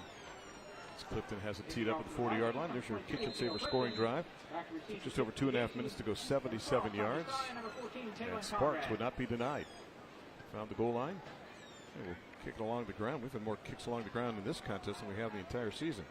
And that's Stevens who's going to take it around the left-hand side. Great tradition for both of these schools, too, when you look at it. From Amanda Clearcreek, you think about, what they've done with the tournament. They've been in the tournament 22 different times. I think we might have a player down on the far side of the field. We do for the Aces, right around the 35-yard line. And now, ladies and gentlemen, the man that is the George Washington, the honest Abe, who never tells a lie about high school football. It is time now for the award-winning feature we call Logan's Heroes. Here's your top 5 programs in Central Ohio based upon my feeling that they're going to go deep into the playoffs. Dublin Jerome, who lost surprisingly here recently. They got a win tonight, I think, over Berlin. They were doing great. Gahanna Lincoln, maybe the class of the community right now. Westerville South. Had a game against Canal Winchester tonight. Columbus East, I think, is one of the really great stories out of the City League, undefeated. And then Newark Catholic. I got sold on Newark Catholic last week, and their running back was absolutely spectacular. I got to tell you, probably 3 of those teams at the beginning of the season I never would have put in the top 5. Not a chance. But they have earned that moniker of being part of Logan's Heroes. Are you making T-shirts for but that almost sounded like a compliment. Yeah, almost. It was close. So borderline. Who do you think's borderline in that group? Who belongs in that group that I am over? I think Gahanna Lincoln belongs in the group. I think Westerville South belongs in the group. I think Dublin Jerome belongs in the group. I don't know enough about, Columbus East to see what they've done against other opponents that would be outside the City League. And Newark Catholic, I think it's difficult because they play 2 fewer games than everybody else. Understand, but going deep into their playoff run, yes. I see Newark Catholic being able to make a big statement. I agree, too. And I like their head coach because he went to the same high school as me, so we'll leave it at that. Also, we want to mention, too, that we're talking about the great tradition from these schools, too. You think about the OHSAA tournament. I told you about the number of times Amanda Clearcreek has been there, too. But state championships in 97, 99, state championships for them in 99 and 2000. State appearances in 97, 99, 2000, 03, and 04. Regional champs a multitude of times. And Teays Valley, too, when you think about it, they've been in the tournament, 98, 99, 14, 15, 20, and 21. And Jeff, do you like the fact now that it's 16 teams as you see one of the players for the Aces being carried across Logan the field? Stevens. That is Stevens, coming off. So. He was the kick returner there, and you can see the appreciation his teammates have for that young man. And fortunately, they got one of the big offensive linemen to be able to pick him up and carry him across. It looks like a leg injury that they're going to pay attention to as they bring him to the sidelines here. Again, what we've seen throughout the entire season, great medical and training staffs for all of these high schools. And I know they have a variety of programs trying to train students to become trainers in these programs, so a great opportunity. Means we'll see a lot now of Dossman at quarterback and probably no switching up. They're going to hand it off, and there's the pass thrown downfield, and that was Conrad who completes the pass. It goes on the play to Tommy Stye. So Conrad gets it. He tosses it downfield, and that's enough for a first down as they attend to Stevens. Boy, you just hope it's not a season-ending injury for big number 11. Look at this. Halfback pass. Pretty impressive. I think that's 2 for 2 now on him. Yep, on passing. The other one was for a touchdown, so he underachieved on this one. First down and 10 from the 49-yard line for Dossman and company. Showing blitz. They're backing off. Quick pop. It goes to big number 14 again. And it's Talon Conrad again. Conrad now, after throwing a pass, receives it. So he's up across midfield. He'll pick up a couple on the play. 2nd down and 8. But, we talk about the tradition of these 2 schools, too. And the playoff record for Amanda got it as 36 and 21 in those 22 appearances. All-time 405, 266, and 7. And when you say the name Hinton, you say a lot about this history. Everything from, Steve and Ron and Ken and Tim and Tom and Scott. And I think I've run out of Hintons there. But there are other people that are related to the Hintons that are in this program right now that are not last named of Hinton. But the tradition continues. 6:55 left to go. They need 8 more from the 49 of the Vikings. Dossman waits a long time, then attempts to throw. Is that going to be ruled a fumble? They did not. And now I hear whistles. He may have hear him right away. He may have stepped out of bounds, but at the 38-yard line. I think that's what they're going to call. But they did call it a fumble. The hand was not moving forward. The arm was not moving forward when the ball came loose. And they're signaling the ball is going in the other direction. We'll see. Let's watch here closely. See if the arm's moving forward. Looks to me like that was a fumble. And did he step out of bounds? Not. Yep, right there. Yep. Good call 38. by the officials. And some of the hometown faithful didn't like the call, but when they get a chance to watch this on their DVR when they get home, for those that are not watching it on their mobile devices, they're going to see that what we saw, that it was in fact a fumble. Well, they should be doing both, first of all, and you're right, too. That was a good call because the arm did indeed go forward, but the ball was gone by the time the follow-through happened, so it'll be a turnover. And, it's the one thing, we went 7 quarters without a turnover in the last couple of weeks. So now it is Hines and company on a short field on this BGSU first down. And we've got flags before we start things. There's a flag on the play. So Mr. Oates will confer. We might have an encroachment call this time. In the neutral zone. Dead ball, encroachment, offense number 57. 5-yard penalty. He was lined up in the neutral zone then. All right, so move it back 5. So move it back to the 44-yard line. It'll be 1st and 15 from there. Well, right now, if you're the Vikings, you've made your point. I think you would love to get a nice slow drive here and milk some of this clock and call it a game. Even with the penalty in 1st and 15, I would be shocked if Caden Hines puts his ball up in the air again the rest of the game. From the 44. Look what they do. Look at this pressure. Look at Stye. Yeah, wow. He was shot out of a cannon. Tommy came blitzing through and made the hit for a big loss on the play. I mean, what are we trying to prove? I got a bulletin for you. You don't throw the ball in this situation. My goodness. Loss of 15 on the play. This makes no sense. Boy, Stump with the pressure early on, then Stye coming through. Well, he had a Stye in his eye. Take a look one more time there. Look at that.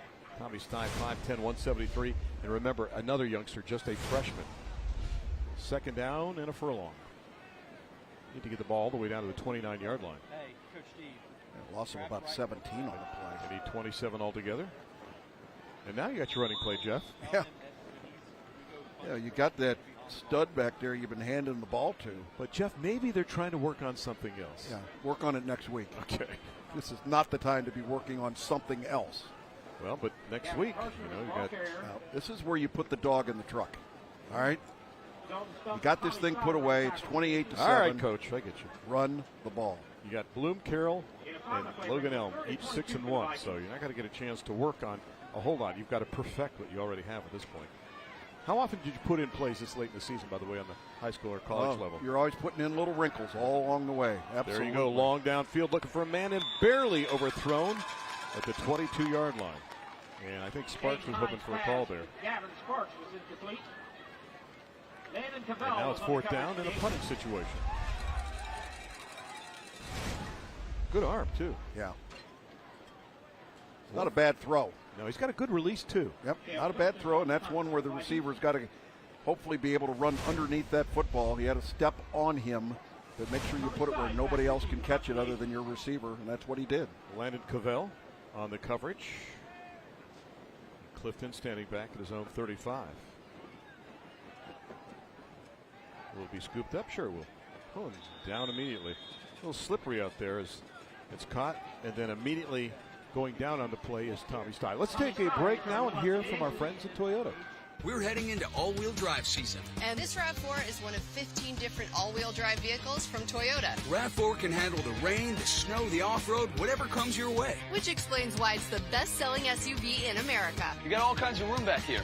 And RAV4 all-wheel drive can even come with an electrified hybrid powertrain. Now, during Toyota's fall savings season, you can save thousands in fuel costs on an electrified RAV4 hybrid. Plus, get 2 years no-cost maintenance. Toyota. Let's go places. Pass long downfield and overthrown for everybody, including the deep man, who's Harrison Payne. I was looking at big number 11, Logan Stevens, sitting down here on the bench in the near side. Seems to be smiling, conversing. They tend to his leg as well, too, though. But hopefully that's the young man that can come back. We mentioned that Odom got hurt in the first half, too, and we wish him the very best. We saw him on crutches as well in this contest. So had a couple injuries in this game, which we'd gone probably about 4 or 5 weeks in between injuries, so hopefully that's the end of that. Just over 5 minutes left to go on a second down and 10, and Mills got hit right in the back. That has to sting, Jeff, when you're moving like that and churning and all of a sudden get drilled right between the shoulder pads.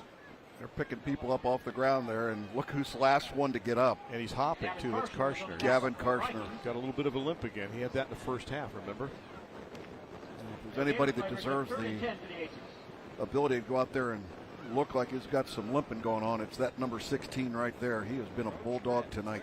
3-year starter, Sam linebacker as well, too, and he's given us a yeoman's-like effort on both sides of the football on a third down and 10.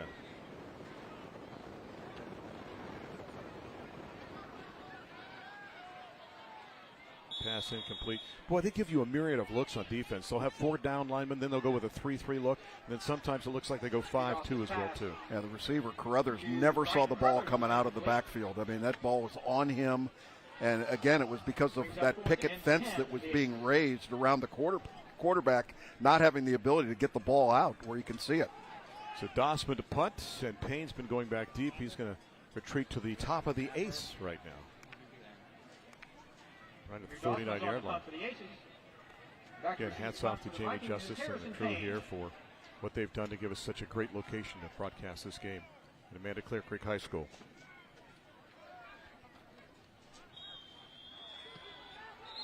We got whistles. Thought I heard a whistle. I heard one, and then I heard a multitude of whistles after that, so we'll bring it back. There's a flag on the play. Dead ball. Delay game. offense. 5-yard penalty, 4th down. All right. So we have the delay game. We do have play clocks here, by the way. Yep. Which is nice. This game would have moved along pretty rapidly had we not had the number of penalties that we've had in this football game so far. Oh, I thought maybe the delay caused by Logan's Heroes.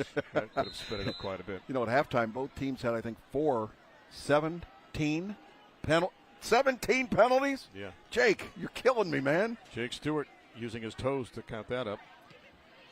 Dossman with the boots, and Payne retreats back. Harrison's got it at the 46-yard line. Midfield to the 45. Down the sidelines. Did he go out of bounds? We're going to see, I think, the ball spotted around the 37-yard line.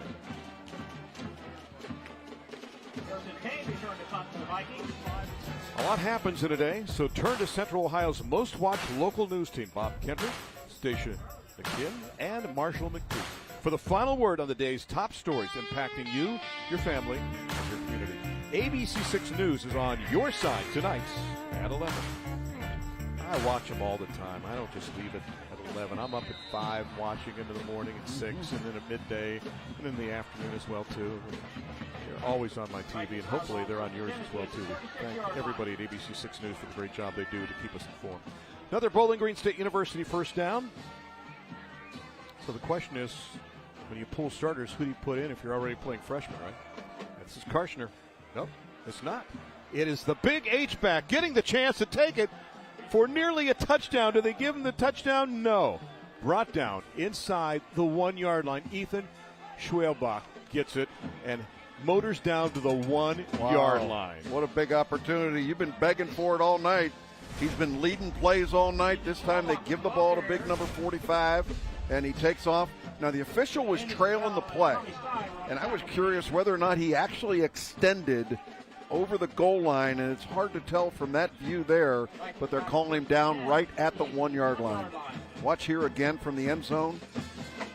See if that ball breaks the plane here before he goes down. Good call by the official. Nice job. You can hope it. Triple stack backfield now. And he's got it again. And the mean Ethan Machine takes it in. Another touchdown as we were in the Bathfitter red zone, and now we're going to get some roofing information from Ramos Roofing. If you want an estimate, 614-761-ROOF. You can call or text and add 6 more to the board, and now it is 34-7 with 3:28 left to go. Great job. I think it's great that they reward him after that long run to finally get the icing on the cake here. Absolutely. Ethan, just a sophomore with some of the youth on their football team, and good congratulations from that starting group that was still out there on the field. I've got a report that maybe Pick North came all the way back to beat Grove City 28-21. We'll have to check on that. Tom Stone and company letting us know that. And the extra point is good. So now we're at 35-7 with 3:28 left to go here in this contest. Well, it is the biggest plays, the biggest schools, the best high school football. You get to see it first. Thanks to First Scores on Fox 28, sponsored by Spectrum. Catch it tonight at 10:45 only on Fox 28. So if you want to know if that score is accurate and other scores, check that out tonight at 10:45 on Fox 28. A lot of interesting things to think about, Jeff, after Week 8 as we check out all the scores and see who stands where in each league. And then, of course, there's the playoff ramifications as well, too.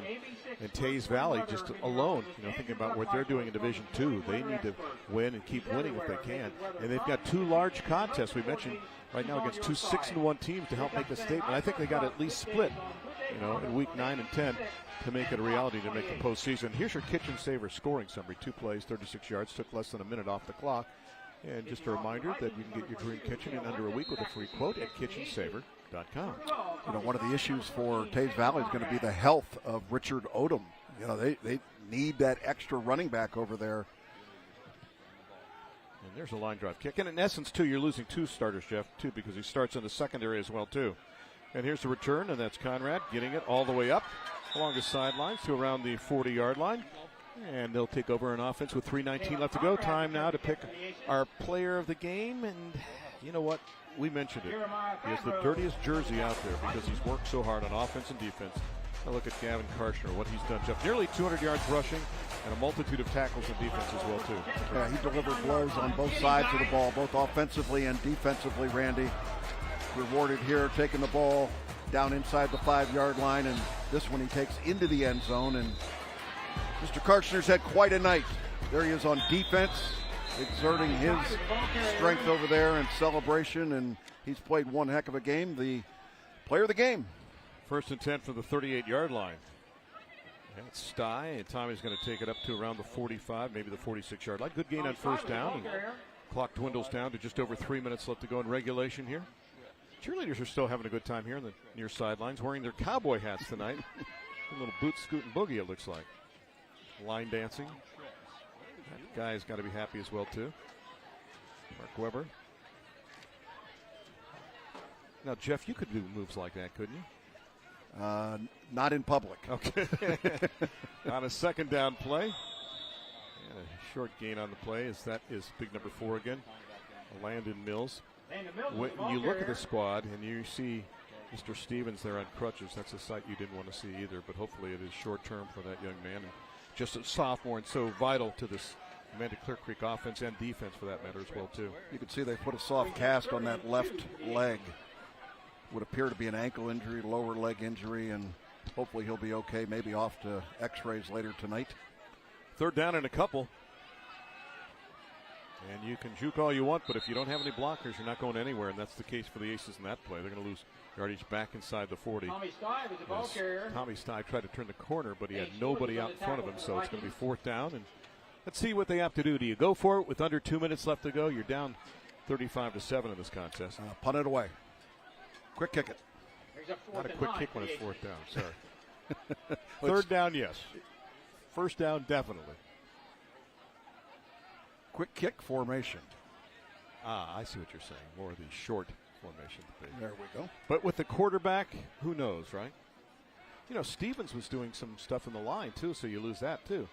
Boy, a lot of pressure on there, and he gets it off. And it's good elevation. He's going to dribble inside the 25-yard line to near the 20 and give it back. Now with 1:21 left to go, this is where I think the Vikings will just probably take a knee or two or hand it off, bring in some second-teamers. And again, like I mentioned, you know, they have depth. Unlike Amanda, they have a lot more guys in the roster. In fact, they have duplicate numbers, and that's what awaits perhaps the Vikings in the last 1 minute and 21 seconds. And perhaps we'll see a glimmer of a smile from Mark Weber. Remember, Jaron Stokes, we gave him that line, and he smiled profusely for Dublin Coffee. We've had fun delivering the trophy to the winning team for the Friday night rivals. Get together, and I know that they will enjoy this opportunity. Another BGSU 1st down, and I'll run it up to around the 25-yard line, and maybe do it one more time. That's your starting JV team for tomorrow morning right there. Getting an opportunity. Oh, look at all those clean jerseys out there. Well, again, that's another number 23. I'm going to guess it's Delvin Bullock, and that they're not putting Harrison Payne in the backfield. They'll take it around the left-hand side and out to the 30-yard line. Nice little gain that time to the around the 35, as that is Griffin Gray, the sophomore running back. But again, the first time I looked at the Teays Valley roster, I said, okay, I see 11-11, 13-13, and just a multitude of double numbers, yet the jerseys only go up to 80. I feel like doing Spinal Tap. So why don't you use up to 99 and not have duplicate numbers? But coaches have rarely listened to me down through the 40 years. The handoff again around the left side, and this time an opening for Gray, who wants to take it down the sidelines. Can they catch him? Will he run out of juice? He will, inside the 20 and around the 17-yard line. I thought he was just going to take a nap there after running so hard. Is a nice gain on the play by Griffin Gray. Just a sophomore, 145 pounds, 5'8". Maybe he'll get a little bit bigger out there, but he's got some pretty good moves and pretty slick here. Able to keep his balance. They're in a wishbone set now. Now, Jeff, how big were you as your sophomore year was going on? I was probably a 180-pounder. Wow, I mean, okay. I was 5'9", 180. Kind of got stuck there. When did you bulk up from what to what? From like your 8th grade to 9th grade year? Or yeah, pretty much. Pretty much so. Well, they don't have to run another play, but they might anyway. And they will. And that'll do it. Last play run by the Vikings. The Aces say they have the football, but With 3, 2, 1 on the clock, it'll be victory number 5 in week number 8 now for Teays Valley. As they march on to a victory here. That's the end of the game. 35-7. And Jeff, we talked about wearing down the opponent in the second half. I think that's exactly what happened here. They wore down Amanda Clearcreek in quarter number 3. Yeah, we thought that was probably going to be the MO for Teays Valley coming into this game to try and exert their athleticism, their size, their depth. Their growth. I mean, this is a much more mature team than Amanda Clearcreek, but I'm going to tell you what, the Amanda program is going to be strong in the future, Randy. They got a lot to build upon. Well, we talked about the fact they only had 2 seniors on this team for Amanda, and they were both playing in the line. And that man has to be happy because he's got that mix.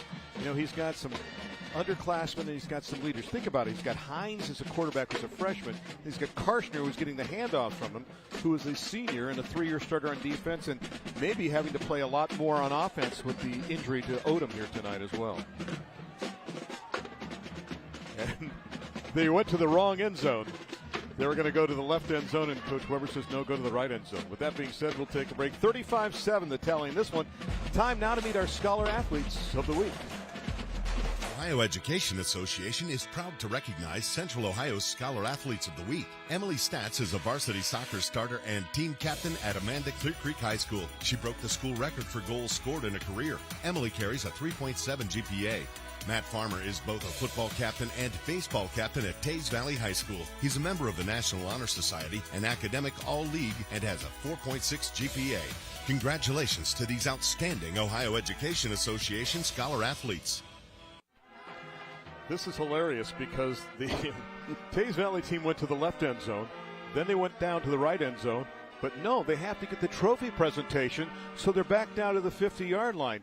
Mark Weber, your rushing attack was outstanding, but I think we saw a better running game by your team right now, going from one end zone to the other end zone, now back to the 50-yard line. But congratulations on the victory. Give us your thoughts about this game tonight. Oh, it was just a great fight. We tried to pass the ball. It wasn't working as good as we wanted, so we went to the run game, and Teays Valley does what Teays Valley does. We run the rock and get the win. So it was a great fight. Yeah, Coach, I know you hated to lose Richard Odom early in the football game with an injury, but Gavin Karshner on the offense and the defensive side, a special night for number 16. Wow, Gavin is a beast. He does everything right. He, weight lifts. He runs hard. He comes to practice every single day. Great kid in the classroom. So Gavin Karshner tonight did a heck of a job for the team with the line. Great job by him. And talk about how this season has to peak. You begin the crescendo now because you've got 2 tough opponents in week 9 and 10. 9 and 10 is going to be a battle. We're just going to worry about week 9 going forward here tonight. They'll celebrate this, and then we'll move forward and look how we can grind that out. We're grinders, man. That's all we do. Grinders, baby. All right. As you grind around that orb that is being presented to you, share that with the team. Congratulations Gavin, take that, Gavin. for Let's being go. victors. Baby. I guarantee he won't fumble that. There's the celebration right there. That's what we're looking forward to. Enjoy it, boys. You deserved it tonight. A stellar performance as you look at the total offense, over 4-1, and look at the rushing yardage, 341 to 16. Passing yards, 96. Most of those for the Aces on one play. Yeah, that's the recipe for success. You go in there and run the ball, and you heard Coach talk about the fact that they were having difficulty throwing the football. They decided to stick with the running game, and that ended up being the positive. Only 1 turnover in this football game, but holy smokes, 17 penalties in week number 8. Something's got to get better here, Randy. We have to change statisticians. You already alluded to it. Jake, you're out. Now, he did a great job. Jeff, thank you very much. Enjoyed it, my friend. Are you leaving now? Or are you going to stay overnight? I think I will get about halfway home and get my hotel reservation. Staying in a corner of Beanfield, I assume, right? Next week's game should be a great one. Pick North. New Albany will have it all right here. Should be a lot of fun in week number 9 as we try to crescendo for the end of our season as well, too. Speaking of which, another edition of Central Ohio Toyota's Friday Night Rivals has come to a close. We would like to extend a huge thank you to all of our great sponsors, also to Dean Marini and the Image Video Broadcast team. Again, join us next Friday at 7 o'clock when Pickerington North takes on New Albany. Our final score one more time. It is Teays Valley 35 and Amanda Clearcreek 7. I'll say it one final time. You've been watching the Central Ohio Toyota Dealers Friday Night Rivals presented by Columbus State Community College in one place on the CW Columbus.